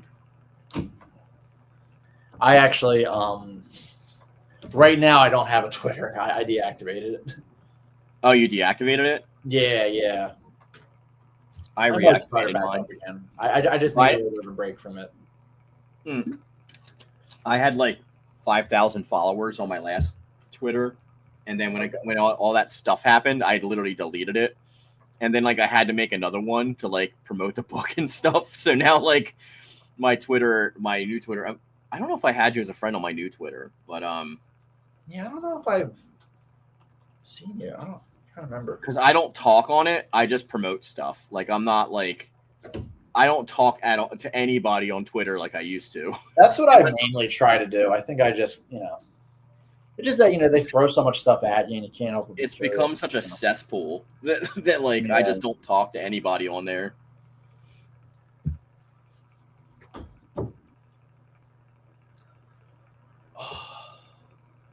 How many people you got watching? I can't see the or if it's two. Oh, okay. And probably one of them's me. You, Alexander, and then I guess I'm probably counted as one. Oh, nice. So we're just basically in it talking to Alexander. What's up, buddy? There was like one person that did like make one comment, like I think before you got here. Yeah. It might have been something like inappropriate. Oh, okay, cool. And then they didn't say anything else, so I kind of just let it, It may be the. I hate like giving you like the advice on it because you know what you're doing, but it's your schedule. Like I think you have to like have like a strict schedule when it comes to posting. Well, yeah, I mean, I admittedly don't really stream that much, let alone schedule it. So I guess I figured Sundays were a good day to do it, though. That's the thing. Yeah, especially in the morning time. I think maybe the problem was I don't know if this really matters to people. I posted it like maybe only a couple days in advance, so I guess less people maybe got to see it. I guess plan for it. But okay. Yeah, I remember you posted it in Discord, and I said I might stop by. So, you talk about that's why I'm like, you know what? I'm fine if I have a guest or two because I wasn't expecting a big turnout. I figured at least just so it's a little bit more. I thought at least like Josh or someone like that would have shown up. He said he'll be stopping by depending on when he gets back. I mean, you're already at 2 hours now pushing. Like, how long are you going to go? I was gonna maybe push it to like the max 2 o'clock, no more than that. Okay. Yeah, that's not bad. Yeah. Why don't you do some streaming content, like maybe play some games or something? I guess I don't At some know. I point. guess it's just a lot of stuff to go through, and it's like I'm already still so busy. Like I'm just starting to find time to do videos that aren't just like You should stream Bleach. videos. Yeah, maybe. Because I mean, well, is your PS5 upstairs? I'm guessing. Yeah, it is upstairs. Yeah, What do you have in there? Upstairs. Oh, you don't even have the PS3 in your room anymore? No, because I figured I would just have that empty Kubi, if I didn't just put it in there. Oh, okay. You still have the TV in there though, right? Oh yeah, of course. Yeah, you still have your TV. Still works good. Okay. Or your old TV, I should say. Who do I main in Soul Calibur? It's different for each game, Alexander. So like the first couple games, I mained Cervantes. And then I think starting from Soul Calibur 2, I started maining Mitsurugi with a sub of Taki, and then Huang Sung Gyung like here and there. So it's usually between those three. It's usually between like Cervantes, Mitsurugi, and Taki. But I've been off of Cervantes for a while. I think like since Soul Calibur 5, I haven't really been on the Cervantes as much as I used to. But I definitely say Mitsurugi and Taki are like my top two. But Grow is actually my main in 6. I just fell in love with his moveset. Yeah. How about you, Rich? So Soul Calibur 1, even though I think I played Soul Calibur 2 first. Soul Calibur 1, I think my mains were Nightmare and Huang. 2, it was, depends on the version, but overall, Nightmare, Spawn, and maybe probably like nice. Something. Then Soul Calibur 3. Soul Calibur 3 introduced my favorite character, Zasalamel. So the Zasalamel. Okay. So that was Zasalamel. Soul Calibur 4. It was probably still Zas.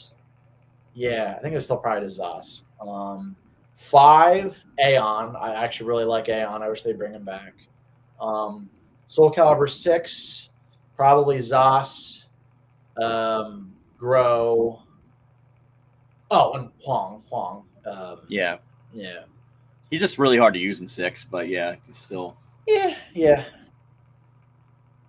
Alexander said this is maybe biased, but for me it's Kratos. The problem is that like Kratos is only in Broken Destiny, and like that game kind of sucks.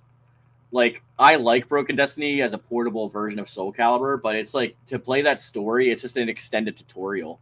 It's like land like 3 uppercuts to end the match or whatever, and they never actually let you fight in the whole story mode. It's basically just like doing missions for the whole thing. So it's really hard for me to like get into that, even though now they released it on PS4 and 5, which Rich, if you owned that for PSP, that you can download it for free. I had that and Tekken 5 on my PSP, and they let me just download them for free since they're already on my account. I guess I'm not surprised you said Kratos is your favorite since you mentioned that God of War is your favorite series. Probably my favorite guests in the Soul Calibur are probably Spawn and 2B. I think honestly, 2B is amazing, and like I have Nier Automata, and I still haven't played it yet, but I own it, and like I still haven't had a chance to even put it in my system. Like so many other games, I had like Rise of Ronin. I still haven't touched that game. But yeah, I would say my favorite guest is besides Spawn, because Spawn. A lot of people say Link, but I think it's got to be Spawn and 2B, I think, are my top two. Like, I like Geralt too, but like, I really didn't even play Witcher until like Soul Calibur 6, though. And then I went back and I played 3. It got me to try the game out. Yeah. I was actually a little bummed he was the guest, but I'm like, you know what? Why don't I try Witcher out? I'm like, okay, he's kind of cool. Which one was Kratos in Mortal Kombat? And was that 9? Yeah, that was 9. And that's the one with Freddy, right? Yeah. Kratos was in the base version of the PS3 version of MK9, and then Freddy was the last DLC character. He was good in that. Besides that, I like playing as Kratos in PlayStation Battle All Stars, which I still have. Oh, yeah, he was pretty good. brutal on that. Oh my god. And isn't Raiden from Revengeance in that also? I think. Yes. Yeah. Which makes that game goated automatically. Yeah, that's the main reason, like, or one of the main reasons why, like, if people bash that roster, I'm like, nah, screw you. It has Raiden. Exactly. Like, it could be just Raiden, and I'd still like love that game because of that. I don't really care about any that are like Cake Princess or whatever, or like I don't care who they have in there, but yeah, Princess.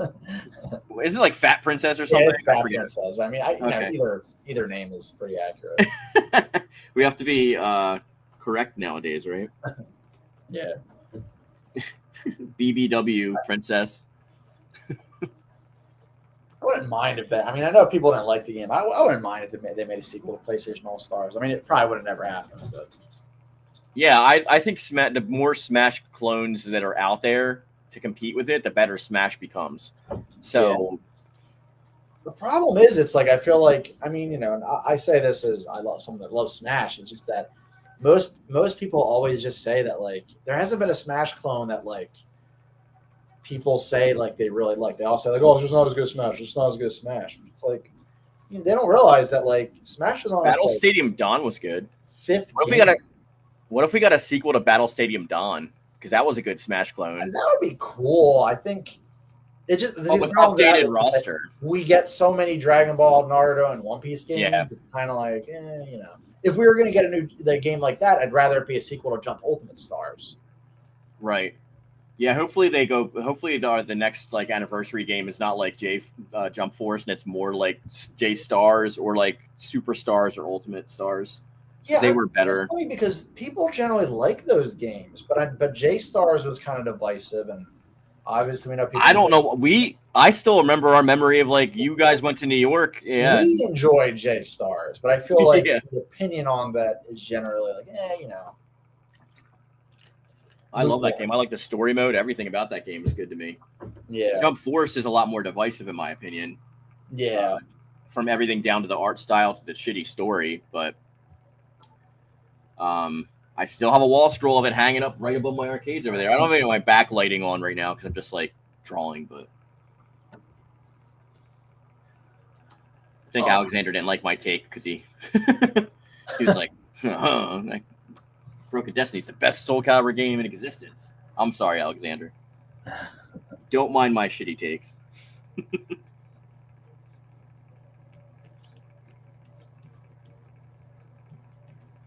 Is there anything you're worried about, Bleach, the game? Oh yeah, because I had that. I think I made that video talking about my only worries. I guess I just said like, the online might not be good, that the combat could just get old, and just the single player content. But I even said that's a universal worry I have with like every fighting game these days. Yeah, exactly. That's really it though. Yeah, I'm worried it doesn't reach an audience that's not like Bleach because that I guess is probably my biggest concern. I guess I just meant with the game itself. Okay, because the only way we even get future Bleach games is if this does well. Oh, and Alexander said like, oh no, it's okay. It was just listening, didn't have anything to add. You're good.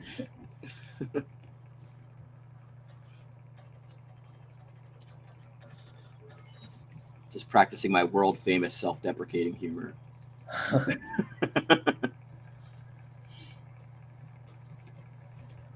I'm getting my new roof. Oh, go ahead. No, you go ahead. I'm talking about something irrelevant, so you go ahead. Oh, I was just gonna say, I'm excited for Bleach Rebirth of Souls this weekend. Xenoblade Chronicles X Definitive Edition. There are two things I've been waiting a while for: a new Bleach console game, and that game to friggin' come to the Switch. Yeah, I'll be able to play it for the first time. I think it was on new 3DS, right? But no, so Xenoblade X was stuck or the Wii, the Wii U, yeah, the Wii U, which is a console that nobody had, including me. Except like me and like 10 other people. Yeah, I skipped that in the Xbox One. I think for that generation, I was pretty much just PS4. PS4, yeah. I didn't really do anything else. Yeah, that was definitely a weird generation. Now I'm back to having them all, but I think I'm kind of done with Microsoft, to be honest. Yeah. like if I'm not getting their new console they're talking about, like probably not even the handheld. I think what I'm gonna do is just get a gaming PC to cover like all the Microsoft exclusives because that has Game Pass. So I'm just gonna get a gaming PC just to stream from, so I don't have to stream from this PS3 because I don't want to put too much pressure on it because I never know like when it's gonna. It's a fat backwards compatible model, and they get like the blue light to death and stuff. So I don't want to like put too much strain on it. Yeah, I hear you. Yeah, it's a shame because it's like I'm really not interested in anything Microsoft's doing, but they're kind of doing like they're actually being very generous and they're kind of letting a lot of their things they own come to like other consoles. Well, I think it's more desperation than generosity. I think you're being too kind, but yeah, they see the writing on the wall. Like they're not. Yeah. Yeah. Oh, and Alexander said, Ragroth, we are going 1v1 3 Espada versus 4 when the game drops. Oh hell yeah, yeah, we can do that. Nice. I don't know who I'm gonna main yet. I mean, probably I'll do my favorites first because I like them, and then see how their gameplay is. Which would be like Hollybell, Okiara, possibly Aizen. I don't know who else I'd really like. Maybe Neliel. See how they are, but Neliel tends to be weird in games. Like I wanted to be with her, and like, yeah, you know what I mean. She's only been playable, and I think they Heat the Soul games. I don't think she's been playable in anything else. Wasn't she Rebirth of Souls? You mean Soul Resurrection? I mean Soul Resurrection. Yeah. She was not in that. She was not playable in that. What am I thinking of then? I mean, I did have the Heat the Soul games, but she was in the Heat the Soul games. She might have been in Blade. No, I think Blade Battler was before they got to the part where she, grew up. Maybe I'm just literally thinking of like games. Brave Souls. Yeah, you're probably thinking of Brave Souls. Oh, that's what Alexander just said too. Yeah, my bad. I had the PS2 ones, the Japanese ones, and they were awesome because I used to have a modded PS2. My PS2 is still modded, but I just don't play much of that stuff anymore outside of Battle Stadium Dawn. I think I have Japanese and Yu Yu Hakusho Forever, obviously, because that's the greatest Yu Yu Hakusho game of all time. Hell yeah. We need to finish playing that because I think you played that last time you were here, and I haven't touched it since. I think it's funny. I know I beat the story on my copy way back when, but I guess not on yours because I think we got stuck somewhere or something. Well, I beat it when I was in New Jersey with you. I did beat it on that PS2, but then I got rid of that and I got another PS2. So, yeah, I don't have now. I have to redo it, but it's not a game that I'm complaining about redoing because I love that game. Yeah. The hardest thing is just kind of navigating like the menus and all that. Yeah, I mean, there's patches for it, but like I'm not going to go through all that trouble to download. Yeah, it's patch. Huge pain in the ass. Yeah. That's why, like, I want to get like Dead or Alive Extreme 3, but I'm not going to get the Japanese version because like the Hong Kong version, all the Hong Kong version games automatically they come with Japanese audio, but they already have English menus and they have English subtitles. So whenever I order something from PlayAsia or something at this point, I usually get the Hong Kong version. Like I have Battle All-Star R, the Japanese physical game for PS3, and that's such a pain in the butt to like maneuver. It's like you have to look up like a guide on GameFAQs in order just to get around. But because there's stuff in that one that's like not in the new one. You know what I mean? Because they took away like the story mode in the new one. Yeah. Yeah, so it's I prefer playing that one.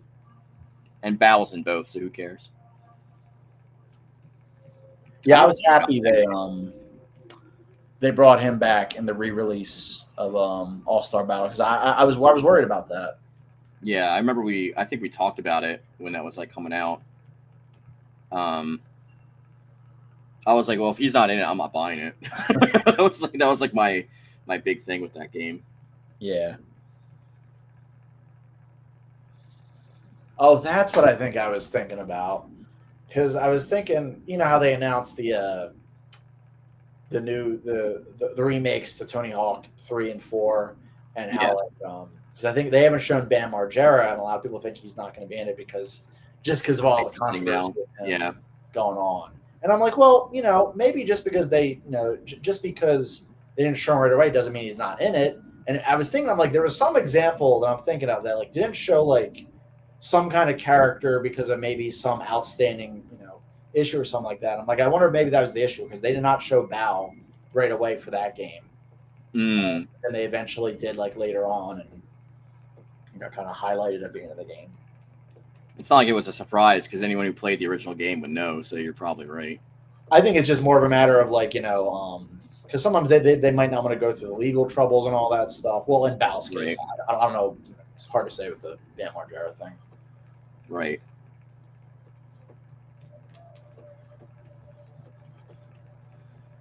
It's like, I don't know. It's weird like watching all the new Jackasses and stuff without him in it because it's kind of like partly him with like CKY being in the background and stuff like that. It's like, I don't know. It's like weird.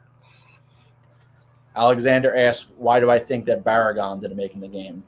Maybe I think I talked about this in a video I have working on, but I think the only reasons I can think of are they're just going to get his abilities to work in this game's engine, or maybe they didn't want to have the roster be too much of a copy and paste from Soul Resurrection, and they knew they couldn't have all the Espada, so they're like, all right, who can we maybe kind of switch out for at least one of the other Espada, and maybe Baragon was just kind of the one they could maybe the least popular of the ones they were going to have. So like, yeah, we'll cut him for like Xylaparo or Aranero.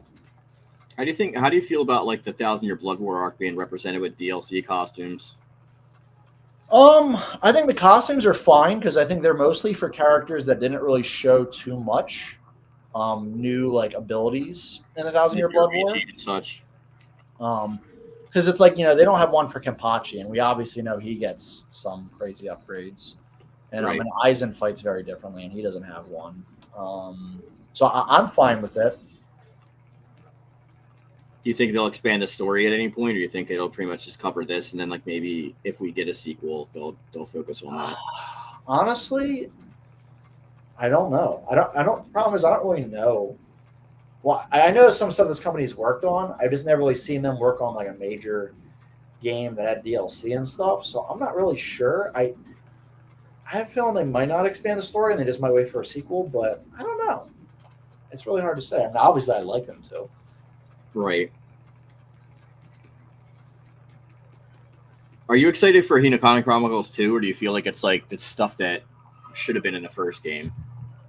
I mean, I'm excited for it. I actually keep forgetting about it. I'm excited for it. I think it's coming out in August. I mean, it would have been nice if it was in the first game because that like roster and stuff was so small, but I understand they just wanted to line up with the anime, and Demon Slayer, was taking some time to come out back then. Yeah. So I guess in a way it's kind of nice because now we get like kind of a new fresh game that's going to have like a bunch of more characters and stuff and more story and all that. Yeah, I agree with that. And then Alexander said, my theory is if the game makes money, they might expand the game or just do Rebirth 2. Yeah, I think that's what we're all hoping. I have very little confidence that it will make the money that will make them happy. I mean, it is getting somewhat of a push from some like YouTubers and such, but the consensus that I've seen so far is that like it doesn't look fun, which is like probably couldn't be further from the truth. But a lot of people are pretty much just like general audiences that aren't really gonna get it. You know what I mean? Well, I think it depends on what is their expectation for sales to make a sequel or make DLC. Then it's like, how well is the DLC sell? How well is the DLC sell? I think also how well is the game received at launch? Because if the game is like getting good reviews and stuff, that might kind of edge some people. Be like, all right, maybe I should give it a chance. And then what was there? I forgot what my third point was. I mean, I mostly see positive. I mostly see positivity on it, but maybe I'm just looking at like the more echo chamber kind of areas where everybody's just going to say they like it or excited for it. Well, that's what I was just about to say the same thing that Alexander just brought up, because like Sparking had like all of the hype in the world behind it, but like now it's the consensus is that like it kind of sucks. Like it's not, it's not a Tenkaichi sequel that people wanted. Yeah. I mean, I And really I partially agree with them because there's not much to do in the game. yeah. The story is short That's as the hell. freaking problem.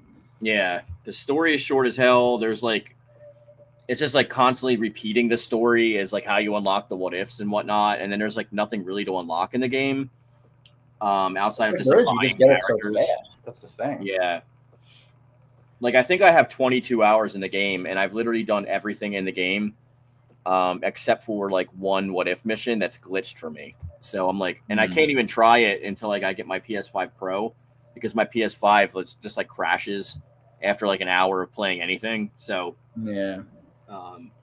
Yeah. I mean, I enjoy Sparking Zero. I definitely wouldn't say it sucks. I think the problem I mean, sucks compared to our expectations of it. Yeah, I think there was too many expectations behind it, and that might actually be. Well, they built the damn expectations. They're like, this is the sequel to Tenkaichi that everyone's been waiting for, and it's like it's not. It's like it's not even Raging Blast. You know what I mean? Like, because I feel like Raging Blast 1 was more of a sequel to Tenkaichi 3 than Sparking Zero is. I don't know. I mean, I definitely I feel like Sparking Zero tried to follow more of what Tenkaichi did, to an extent. I guess it depends what area you're talking about, but what was I going to say? I think that's one thing that might help in Bleach's favor is because the expectations aren't that high. If you have lower expectations and it comes out, it's easier to exceed those expectations. But my point is like, is it our expectations they're caring about or the investors? Because like that's going to be like if they're like, hey, we put a bunch of money in this Bandai Namco, like how come it's not giving us our money back? And then they're like, well, maybe the sequel. They're going to be like, F you. You know what I mean? And Alexander said the costumes in the game are just battle damage that they swap for skins. Yeah, I agree. That was annoying. That was annoying, yeah. Then you said, I didn't say it sucks. I say the game is simple and every character plays the same string, so it's look different. Yeah, no, I mean, you're right. I mean, the thing is, unfortunately, that's how Tenkaichi was. Like, there were so many characters, but everybody basically played the same. And like, I did have that small hope that, maybe they are going to try to make them a little bit more different, but I guess, I mean, I'd be fine with that too, but we just don't even have everyone from Tenkaichi 3. Yeah. And a lot of them happen to be like favorites that were added later, like King Vegeta, Spike the Devilman, even Arale, Chi-Chi, like still annoying Super 17's not in the game. That is the biggest annoyance. Oh my god. And then I know we were talking about when the game was, and by the way, Alexander, I don't mean sucks as in like sucks. I mean sucks as in like compared to our expectations of what it was going to be. Yeah. Specifically, I should have specified. But like, I still enjoy playing a game. Like, I do World Tournament mode usually with with friends. Like, we just do like the random Yamcha games where it's funny just to like, some of us get like a Cyberman and others of us get like Super Broly, and it's just like funny to like play. Plus, you can unlock the Namek Dragon Balls yet, which is the only trophy I don't have, by the way. I still have not unlocked the Purunga. I've only wondering because I was playing so much of the game, but I didn't really do much of the World Tournament mode. I'm like, why am I not getting any of the Namek Dragon Balls? Then it's like, you're getting it from the tournament. Okay. Yeah, and they're the rarest drops too. So it's like I think I have like 3 of 7 of them.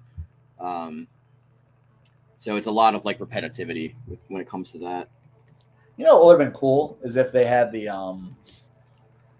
Black Star Dragon Balls and like that's how you get all the GT characters.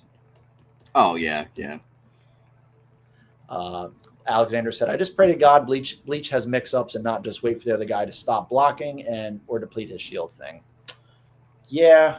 I think that seems to be another common problem is that like it seems like a lot of like games, like anime games or even fighting games, like people tend to find like cheap strategies that just sort of make it repetitive. That's what I think kind of killed Sparking Zero for a lot of people is that people just kind of took like the most cheapest strategies possible and just kind of like abused them and just sort of it just kind of took the fun out of it. Disencouraged people from playing. Not that I play online too much anyway, but I guess it still makes up a lot of the reason to play the game for a lot of people. I think gameplay wise with Bleach, my only concern is like, is it going to be like reliant on the comeback mechanics as opposed to using them as actual comeback mechanics?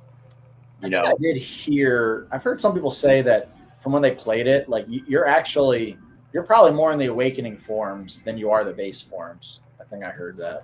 Don't know how true that is. I mean it clearly in out this week.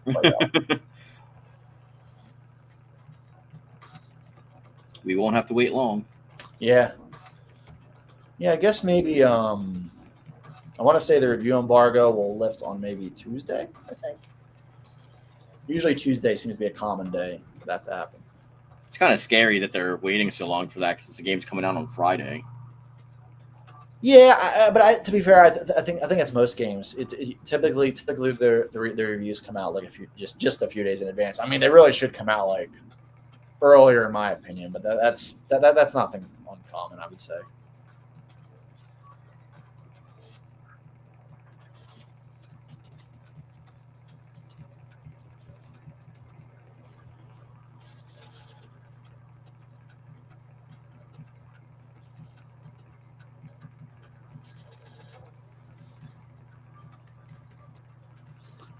Alexander says, like, it has 8-way movement. The characters are always looking at each other. So, yeah, so kind of like a Soul Calibur.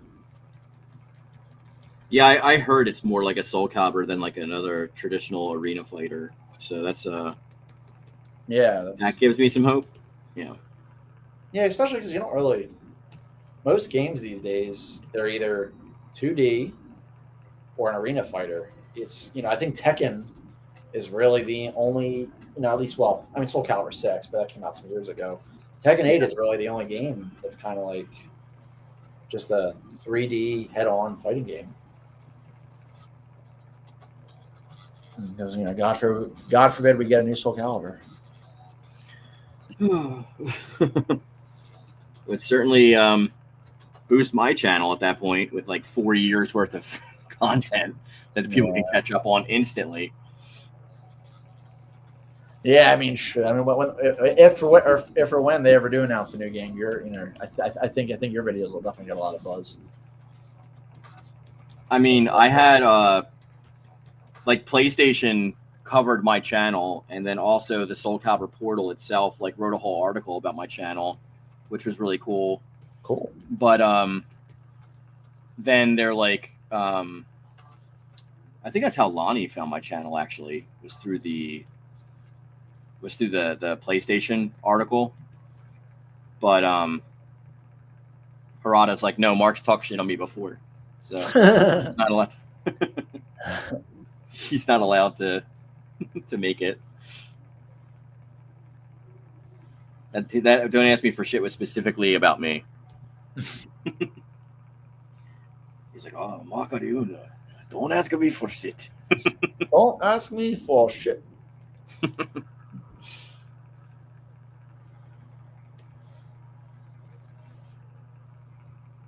Yeah, I'm like a little bit more excited about stuff, but I think it's like it seems like there's so many games coming out, but the only games I even have on my radar is Bleach and Hinokami Chronicles 2, which is crazy because I usually get a lot more games throughout the year than that.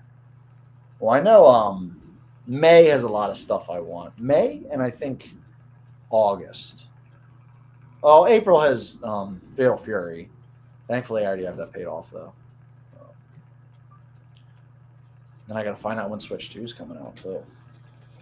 I think what I'm going to do is I'm just going to go to GameStop on April 2nd and just stay there until the systems update, and then just like pre-order, like put like 25 on 2 systems, one for me and one for my wife, because I don't want that thing to be like how it happened last time where I got it like the following year on Black Friday for the first Switch. Yeah. I know. Of course, it's like I'm working 10:30 to 4:30 that day. Bro, my ass would take off. Screw that. Like GameStop has very limited pre-orders usually, especially now when like they're not as backed by the big companies as they used to be. Yeah. So I'm just worried. I'm just going to go there at opening and straight up like stay there until like hopefully their systems update, and then like you're allowed to pre-order. I'm not anticipating a line, but like that there can't be nothing else besides that. That's got to be what the Nintendo Direct's about. Like, is the launch, right? Because they said early 2025, so or late, whatever. But we're running out of 2025 already. Yeah, I know. We're like already a freaking quarter way down.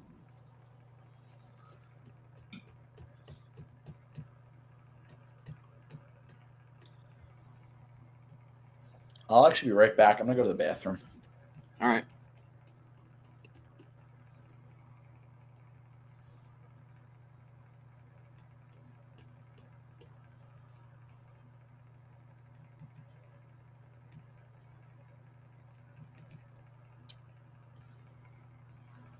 While Rich is gone, if you want to ask anything, I will be happy to answer. I am looking at comments while I'm doing this.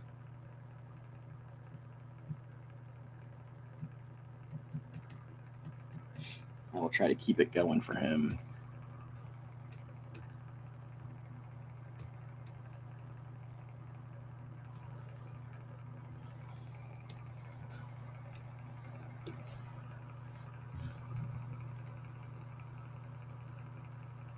I just try not to be like a Debbie Downer when it comes to this kind of stuff anymore.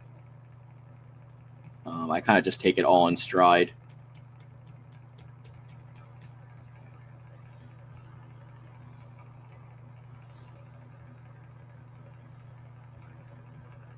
I'm hoping that Sparking Zero gets a sequel, though.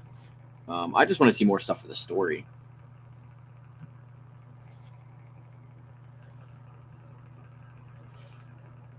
Thanks, Lex. Appreciate it. Just trying to be entertaining for him.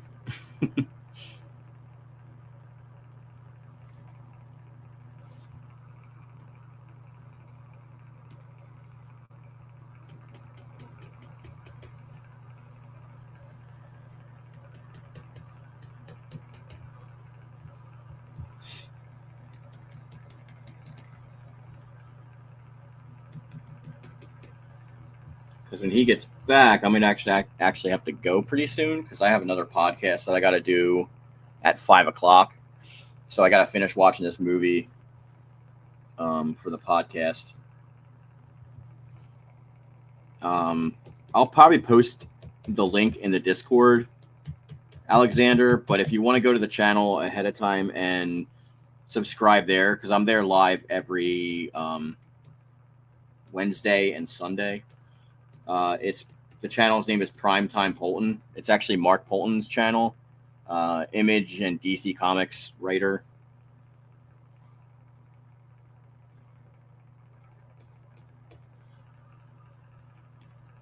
And that's live at 5:00.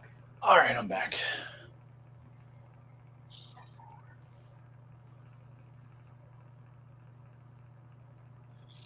Oh, talking voice chat? Yeah. I mean, like, Discord, one of the good things about Discord, Alexander, is, like, you can actually have, like, full-on voice chat talks in there. And maybe even if you, like, stay on Rich's channel for a while, you might be a guest on one of his streams, so we can actually talk that way. I know sometimes we bring other people on. Oh yeah, and so my Discord, it's not too active. So initially, it was kind of started as sort of a kind of kill two birds with one stone kind of thing, where like I made it for me and my friends because I made it during 2020 when we couldn't really meet up, and just kind of a way we could all kind of chill and hang out, and video chat. But I'm like, you know what? Maybe I could also kind of have it be like my channel Discord as well. And Yeah. You're I think only one of the first people from like that just kind of that didn't know me in person that join the Discord. But again, that might be because I didn't know that the link was expiring or just wasn't valid for people. That's a really annoying thing Discord has. But yeah, I mean we do my one friend Skullstar, he or I think on Discord it's Skulldugger, and he'll like stream like a movie or a show or something on Sunday nights, and we usually have like polls you can vote in, like see what people want to watch or things like that. You're welcome to join. I don't do it as much just because it's like it's not COVID and it's not 2020 anymore. I can go out and do things. Just go to their house and watch a movie. Yeah. Yeah, or because it's like because usually I might be doing something else or anything, but that's what we usually do. And I obviously post my videos. I'll post my streams. I'll see if anyone wants to be a guest or anything like that. Or you could talk to on my Discord, too, because Rich is on there a lot, too. Yeah, I'll be on there, too. You could always add me there. Program for what?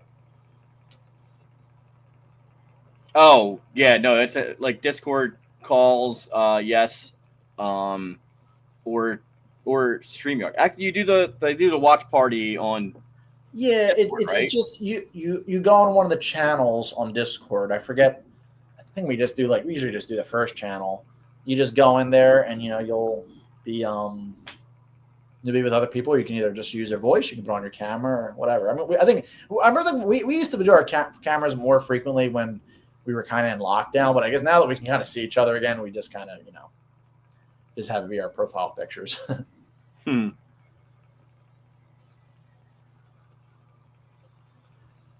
I actually might be on tonight though, because I don't think I'm doing anything tonight. At least not too late. Yeah, I mean, you can use the camera if you want. I think we all kind of just stop using our cameras unless like someone's showing something.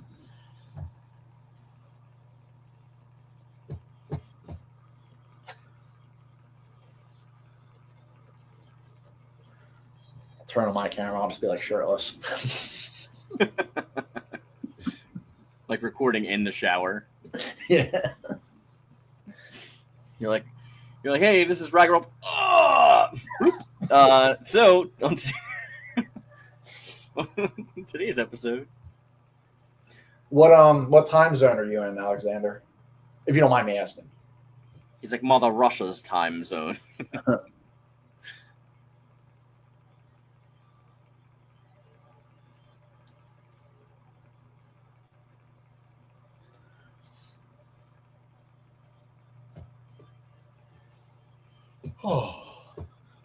Central European Standard Time. Okay. Let's see. I knew it. Okay. No. Hey, what's up? Hey, what's up, Blaze? Yeah, we're doing good. We're just hanging out, talking. Thanks for joining. How are you doing? How you doing? How you doing?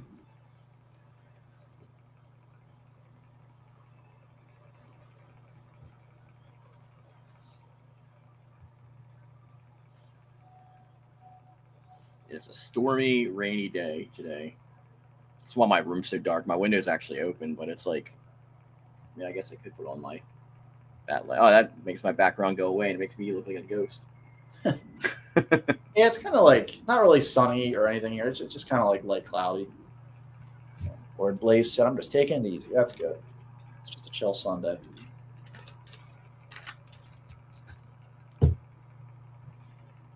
I was telling Alexander we were going. I got to get going pretty soon because I have the Haunted Pizza podcast at 5:00, and I got to finish watching this stupid Cooties movie so that I can contribute to it.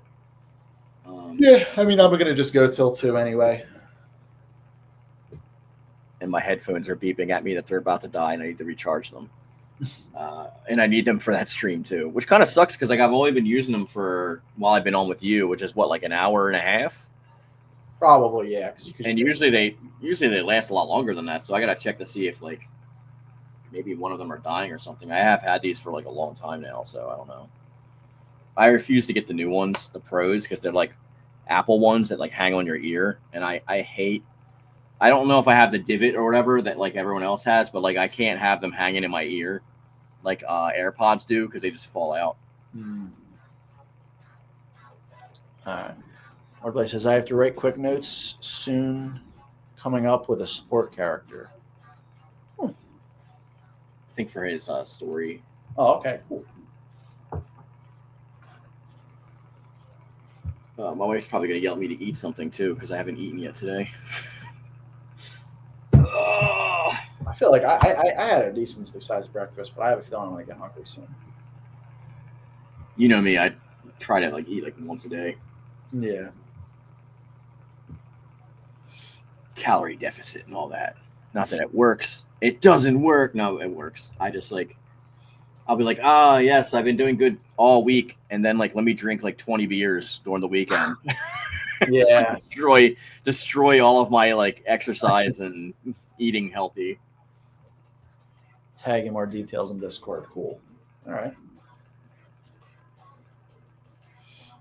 Yeah, he was Sir Blaze Wolf before, so you know him too. Yeah. One of the regulars on your channel. He comments on a lot of my videos too. Appreciate it. Yeah. That's why I like the crossover with the Discord, because Yeah. it gets equal views. My channel's been like slow at like growing right now. Alexander said, I'm just going to repeat what Mark said earlier. Roth, a lot of people use Twitter and YouTube. Notifications are bad sometimes. Use it to just get the word out of the stream. You don't need to use it. It really helps. Yeah, no, I was doing it for a bit. I think I got just so fed up with Twitter, and but I'll probably get back on it and just try to just gotta ignore everything, Rich, and like literally just do it to promote your stuff. That's all I do. Yeah, my stupid eyes got to stop wandering. Yeah, I don't think I had many followers on Twitter either. I didn't know if really it was that effective. That's the thing. I mean, I'll repost your stuff because I'm back on there, but Okay. All right, so yeah, my channel has been like really stagnant lately since I stopped doing actual videos. Get stuff happens. Yeah, I am at. Oh, I just got a new subscriber. I'm guessing that's from Alexander. Let me see who that was. Probably a safe bet. Twitter is too trendy. I agree. All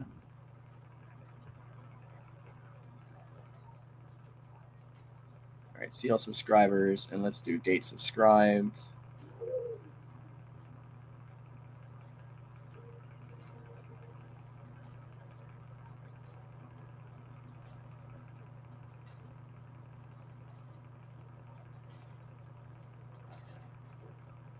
Why does it say Solar Flare? Did he unsubscribe from my channel and then resubscribe?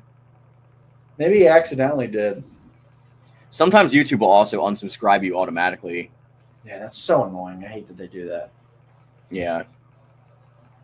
Because I am at 2,638. But I've been in like the 2,600 area for like a few months now. Like it was growing really fast, and then it just like slowed down once I stopped making video content. Oh, Alexander said it is me. I got up a fellow artist. AI won't win. Hell yeah, bro. That's the last actually the last time I quit Twitter with my big channel was because a fellow comic book artist and I got into an argument about AI, and he was saying how AI is good for the industry, and I vehemently disagreed. I think AI is good as a tool if you're using it for like shadows and light work and stuff like that, but like using it to create artwork is like literally disgusting. But yeah, I have a confession that people might get mad at me for. My new logo, I actually made it with AI. What is your new logo? Or I should say my newest logo. I've had it for like maybe about a year now. Oh, okay. You drew the first one, so it didn't just like take your first one and add stuff to it. Well, what I just did was like I used something on like a Discord program. I just kind of typed in like kind of generally what my logo is, and I'm like, all right, let me just see what it generates, and I liked some of them, so I'm like, yeah, sure, I'll do this. And Alexander, you're right. It is it's an aggregate from online. It steals content. I mean, I guess my logic is it's like, it's not for me, at least in that particular instance, like I wasn't making money from YouTube. So it's not like I can really hire somebody to, I mean, I could theoretically, but it's like, I'm not getting that money back right now. So I'm like, it's just to do this little harmless thing. And, Yeah. I mean, you could ask me too. I did think about it. Yeah. I'm not going to charge you my rate. I'm not going to charge you $300 for an icon, Rich. I would have did it probably for like, I don't know, some beer money or a pizza or some shit. I'm not going to charge you that kind of money. And I would only do that to take advantage of the situation to get some free beer and pizza. I think I was also just kind of curious too. I'm like, well, let me just see how these turn out. I didn't know if I'd like any of them. I'm like, oh, actually, this is actually pretty sick.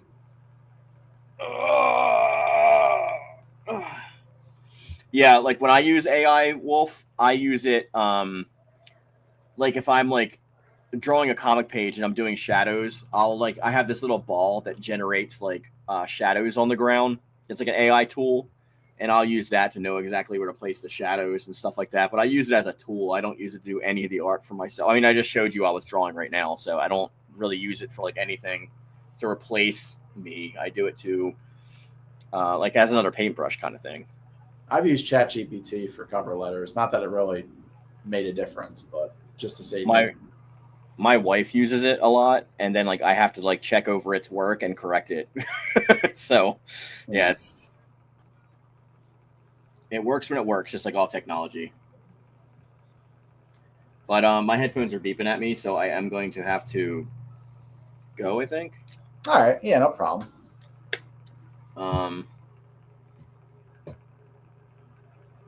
You can still hear me?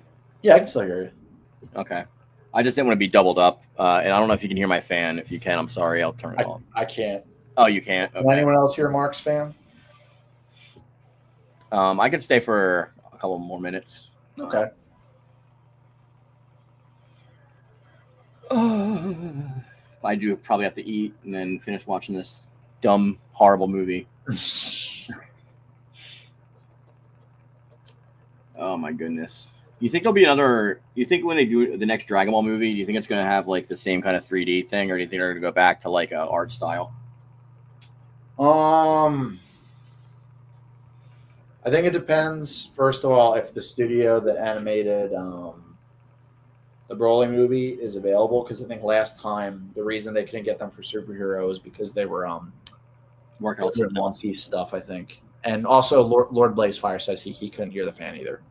Oh, okay, good. Because it's like literally blasting right on it, but I have an option turned on that like negates background noise. That's why I usually wear the headphones, because I don't want any extra news coming in. Cooties, that film with the zombie children, yeah. It kind of sucks. Like it's like silly, and it's supposed to suck in like that kind of like parody movie kind of way. But there's some gross stuff in the beginning, and I'm fine with gore. Like Terrifier 3 didn't faze me at all, right? But they're like showing like a chicken processing plant, like turning them into nuggets in the beginning, and then a kid like eating the chicken nugget. And it's the most disgusting thing I've ever seen in my life. It makes me want to become a vegan like instantly. It's so gross. Like she bites into the nugget and it's like black ooze is like squirting out of it like the meat. And I'm like, that's freaking gross. Yeah, it's nasty, bro. But I'm not saying the acting isn't bad. I mean, Rainn Wilson's in it, and also that girl from The Goon, you know, with Sean William Scott when he's like the hockey player. Where he like fights Liev Schreiber. It's like a hockey movie. Okay. But his girlfriend in that movie is in it. Plays Rainn Wilson's girlfriend. Also, Elijah Wood is like the main character. It's not like bad, but it's just like there's some gross stuff to it, and it deals with kids. So there's a lot of like when they're spreading the virus, it shows one kid like eating his boogies and stuff, and like that's how he's like getting, and like another kid's like eating another kid's face, and I'm like, that's fine, but the boogie eating got me. Like I'm fine if somebody eats somebody's face, but if you pick a boogie and you eat it on screen, I might be just checked out, bro. That's kind of gross. Like, you know what I mean? I can't deal with that. But what I was saying earlier is like I think it's like it's just normal children to me. Alexander says, "Do you guys have a favorite non-canon character?" Talking Dragon Ball. Oh, that's you're talking to the right people about that. Yeah. Well, first of all, Rich and I are automatically going to say there is no canon for Dragon Ball except for the original manga. So like they're all non-canon. I don't really care about canon. I mean, I'll acknowledge what people are talking about. Like I know what you mean. And says, the problem is that like if canon actually exists based on the definition of canon, then like canon can't exist in Dragon Ball. Because there's like an anime movie canon, there's like a game canon, there's an original manga canon, the new canon for the new manga, and then the manga from Super is different from the anime for Super, so which one of them is canon? You know what I mean? It's like that's why I just say none of it's freaking canon, like or all of it. Just take your pick, especially because like. And I was just saying, he said Broly and Gogeta don't count anymore, which is fine because that wasn't even my answer. I mean, my answer is Bardock? Maybe. Well, he's still kind of, you know. But even then, I was going to say my favorites are Janemba and Super 17. Okay. Well, my favorite character in Dragon Ball is Vegeta. So, I mean, if we're talking non-canon, then maybe like, let's see. I mean, really like Baby.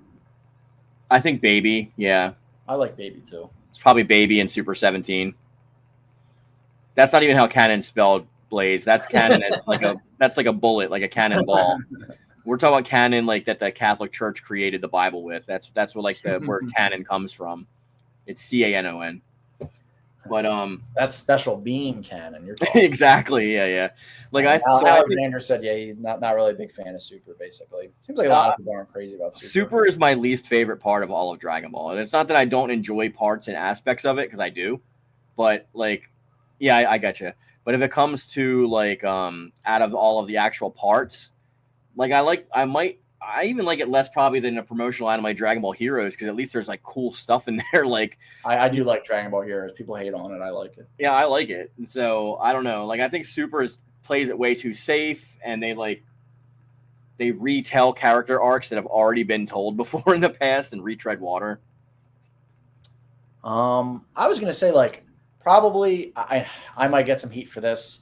I like Dragon Ball Super. It's not my favorite part, but I probably like it more than the original Dragon Ball, just because I just never really was into the original Dragon Ball that much. Well, the original Dragon Ball can be slow at first until you get into like the 22nd Tenkaichi Budokai when they fight like Tien and stuff like that before General Tao and all that. Yeah. But like post Red Ribbon Army, it does start to actually get good, and it pretty much just becomes Z at that point.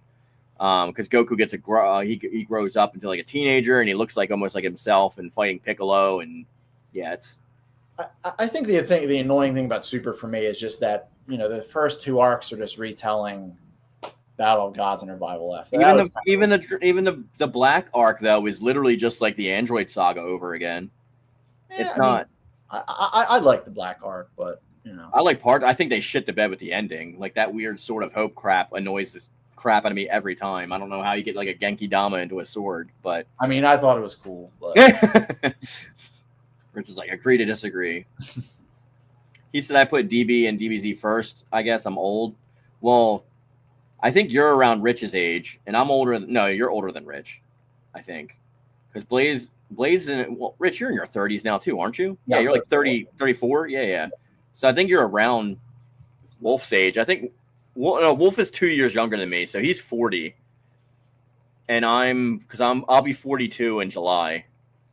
Damn, I'm getting freaking old, Rich. Like when you met me, I was in my 20s. Oh, Jesus.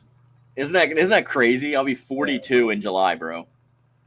But GT is my favorite, hands down. Like I think GT, just because the music, like I'm talking specifically subbed, is my favorite. And then I would have to say I'd have to say Daima, and then Z, and then original, and then Super. Like Super is definitely at the bottom for me just because they did some things right, but a lot of it they did weird.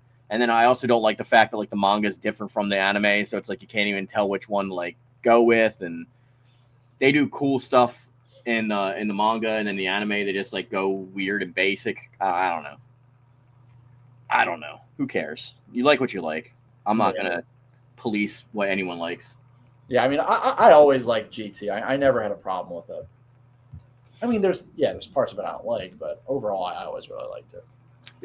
All the parts I used to not like of GT, I've gone back and given them a second chance with an open mind, especially after watching Daima, and I'm like, this is not that bad. Like it embodies a lot of like original Dragon Balls stuff, which maybe is why you don't like it, but because it's a lot of comedic slower pace. But a lot of your favorite characters that you like Legic and stuff like that, are all pre-baby. I mean, I would say Legic is probably my favorite part of the pre-baby stuff. Yeah. Lord Blaze says Baby disagrees with the Zero Mortals plan. Play Sparking Zero. Oh yeah, I'm not surprised he does, because I mean, as evil as he is, he didn't want to kill everybody. He really just wanted to kill the Saiyans. That's all. Baby was just like a revenge bot. Like he actually was basically the one reason why Baby's so compelling is like you can see why he's right. And yeah, it's like, and he didn't even want to kill any of the Saiyans. Like he made most of them into Tuffles. So, you know what I mean? Like the only one that he wanted to kill was like what? Vegeta and Goku. That's he couldn't kill Vegeta because he was Vegeta, so he didn't kill him. Yeah, so it was literally just Goku because he was like the strongest Saiyan, but that's it. Alexander said Frieza versus Goku on Namek are by far the best parts of the series for me. The blood, the muscles, the planet collapsing, Goku losing himself just raw. Yeah, I mean, it's probably one of the most iconic. Yeah. fights or parts in any anime period. Yeah, it's hard to argue with that. I really like Goku and Piccolo teaming up for the first time against Raditz, because if you didn't watch Dragon Ball, it's like not that big of a deal. But if you watch Dragon Ball, it's like a huge buildup, and that was a major deal. That was like his main rival. He was Vegeta before Vegeta came around, so it was like really insane to see that. But and I love Raditz also. Yeah, I like Raditz too. Yeah, and I wish they would do more stuff with him. But it's like, I guess you got to go Heroes. And then now they canceled Heroes, and they brought this like weird thing that's supposed to replace Heroes, like Diver or something like that. And it's like, so far they said there's no plan to include non-canon characters in that game. And I'm like, that's stupid, because what made Heroes cool is like the non-canon stuff. Yeah. It's like, let's have baby absorb Janemba and Omega Shenron. Like that also pissed me off, because when we got the Dragon Ball Heroes Switch game, it's like they stopped right when they were going to do the baby absorbed characters stuff. That was so annoying. So annoying. I really wish they would even go back and make DLC for that now, because it's still a good game. I'd still play it if like we actually got more DLC for it. Alexander said, I always wanted the series to take it more serious, but Goku just keeps getting dumber and dumber. And Super, yeah. Well, he says Heroes was fun to look at. Well, I think apparently, so I think the reason why Goku keeps getting dumber and dumber is because they're kind of, from what I understand, is they're kind of basing him more off of how he was in the kind of in the Japanese version, because he's more childlike, and I guess the Western version kind of made him more like kind of serious. I don't know, because I grew up with the Japanese version, and I don't agree to that. Like, okay. Because even in original Dragon Ball, Goku's serious a lot of the time. Like even in original Dragon Ball. So it seemed like they kind of just, I guess for some reason they just wanted to, I guess, doubling down more on his goofiness. I don't know. I guess to maybe be more of a contrast to Vegeta. I don't know. But even Vegeta's more comedic in Super and stuff. Like, I mean, the bingo dance and like the don't touch my Bulma and like, you know what I mean? Like he's serious, but there's just moments where he's in a comedic way. Yeah. It's not like serious Vegeta like in the Android Saga, for example. You know what I mean? Yeah. That's a totally different animal at that point. Another reason why I like GT is because all the characters have like actual character development that they don't get in like a lot of the other shows. Yeah. I don't see Goku as goofy. Goku's like serious most of the time in Z, and then he's also serious most of the time at like in Dragon Ball. Well, it kind of seems like the trend is if he's in base form, he's goofy, and then if he powers up, then he gets a little more serious. Especially like Super Saiyan 3, Super Saiyan 4, Mastered Ultra Instinct, and all that too. Yeah.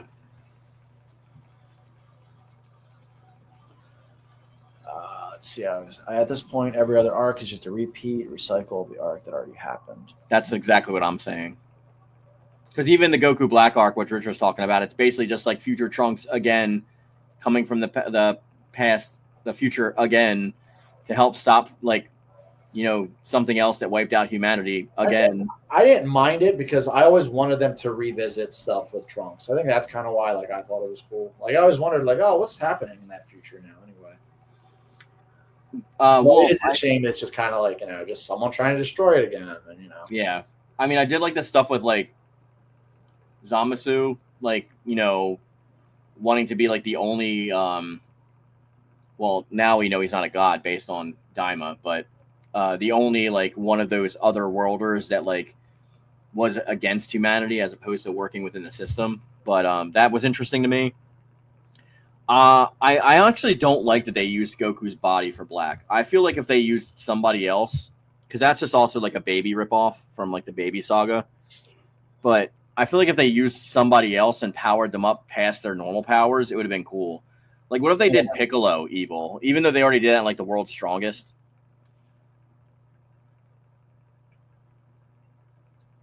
Oh, the hair color change. A lot of people do not like how Trunks looks in Dragon Ball Super.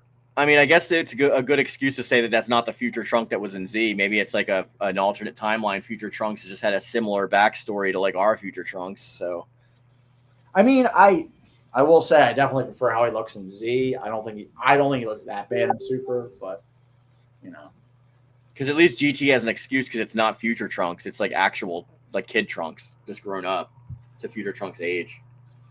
You know, it's funny. Someone actually drew a picture of like Dragon Ball Super Trunks with his jacket like open, and it's like, wow, he just looks so much better. So I think that's just the thing. I think if he just had a damn jacket open, he would look a little better, and had the purple hair. Yeah. Oh, the Android 13 movie. Yeah. Gone Black would be What If. He looked the best in Android 13 movie. Well, I would argue in BoJack movie he looked the best. I think he looked the best.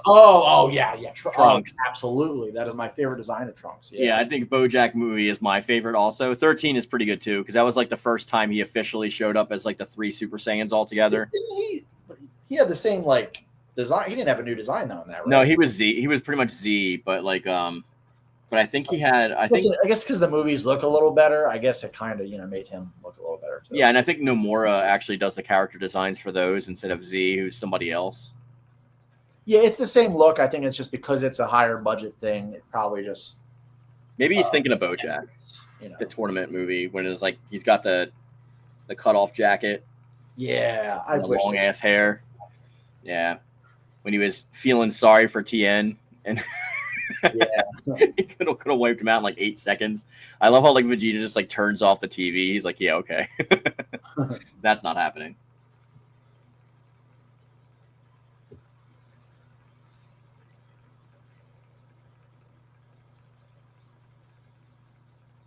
You know what? Yeah, speaking of the subject of Goku having a new outfit, I was honestly kind of mad. They had those new outfits in Revival F and then the Universe 6 tournament, and then they just went back to the right. Especially Vegeta. I love his Revival F outfit.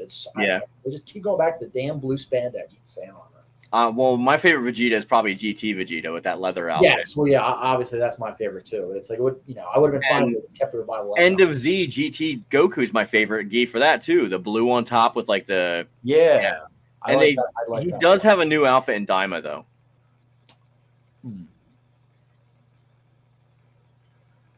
But yeah, like if we ever do get to End of Z, which I don't know how they can reconcile half the crap that's like changed from like Super and stuff. Like I don't see how we're getting to End of Z from all that stuff. But it might just be something where they'll recreate it, but they'll change some things that happen in it. That's what I'm thinking. They'll maybe retcon some things, or maybe like Zeno or somebody like turns back time, and then it's just like none of that happened. Yeah. It was all a dream.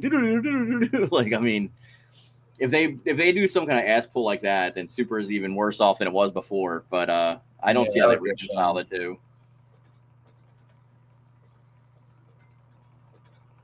I mean, people clown on GT, but the first thing when like it starts off with End of Z, when like Goku's like training with Oob and stuff like that, like it's awesome. Like it goes right from it. Yeah.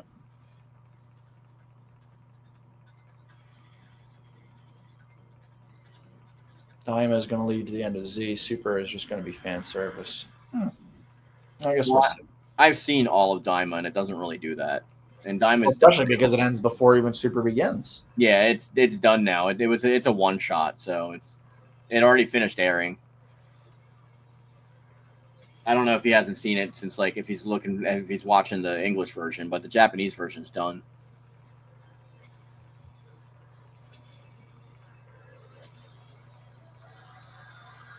Oh, okay. Yeah. I mean, I know there's definitely things I know, like but not everything. And like there's some context and all that I'm missing. I was getting pissed because every week I was going on Twitter and like people were watching the Japanese version, which was like on Thursday, and then like the Hulu version was coming out on Friday. And people were watching it or first thing in the morning Friday, and people were spoiling it with screenshots and shit all over the place. Yeah, the Dragon Ball fan base is absolutely horrible. It sucks. Like, because all the stuff that I would have loved to see, like experience myself, I'm already spoiled on. And then Hulu made their thumbnail the freaking spoilers. So when I was on Hulu, I go to watch it, and it's like the whole image of what happens at the end of the episode. Yeah, posting entire fights. Yeah, for real. All right. Well, it is 2:00. Okay, yeah. So I guess we could just end it there. I know you have to go anyway. So yeah, I'll stop playing the music. If you want, what was that? Oh, I was just gonna say, if you want to see me at 5:00, like subscribe to Primetime Polton. Can you post? Do you have like Mark's channel link? You're subscribed? Are you subscribed to Mark's channel? I don't remember, honestly. Here, let me see. Search for Primetime Poland on YouTube, and then if you're not subscribed, subscribe, and then post it. Okay, Alexander said he is. Primetime Poland. I think Wolf is also subscribed to him because like I've seen him in the chats there too when we're doing the Wednesday live stream.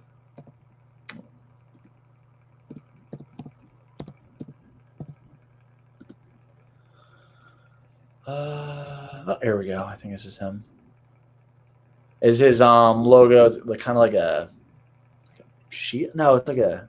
Is it on? End. Is it the pizza one or is it? Oh yeah, I am seeing a lot of like videos with, like a pizza thing in it. Yeah. Oh, I am subscribed to him. Yeah. Okay. Oh, he actually doesn't have that many more subscribers than I do. I'm a little shocked. Right, and he's actually gotten like 80 of them like this month since he started doing shorts every day. Oh, okay. Okay, cool. Yeah, I'm subscribed. I'll just post his channel in the chat. You said. Yeah, you can just post in the chat. I mean, Alexander already said he's subscribed. I think Blaze Wolf is subscribed also, and they're the only two people in here. So it doesn't really matter, but it's nice to actually just do it anyway. Yeah. But yeah, I'll be live there at 5 o'clock, so you can see me then, and then I'll obviously Rich will shout us out. This is not my channel. I was doing the outro, and I'm like, wait, what am I doing? All right, but yeah, I know it wasn't a huge turnout, but I went in with low expectations. But thanks everybody for that did join. It was a nice little chill guy stream. So yeah, oh, okay, your sub now. But yeah, if you're not watching this live, I guess comment something. I'm not even sure what to say to comment this one. But yeah, would love to hear your thoughts.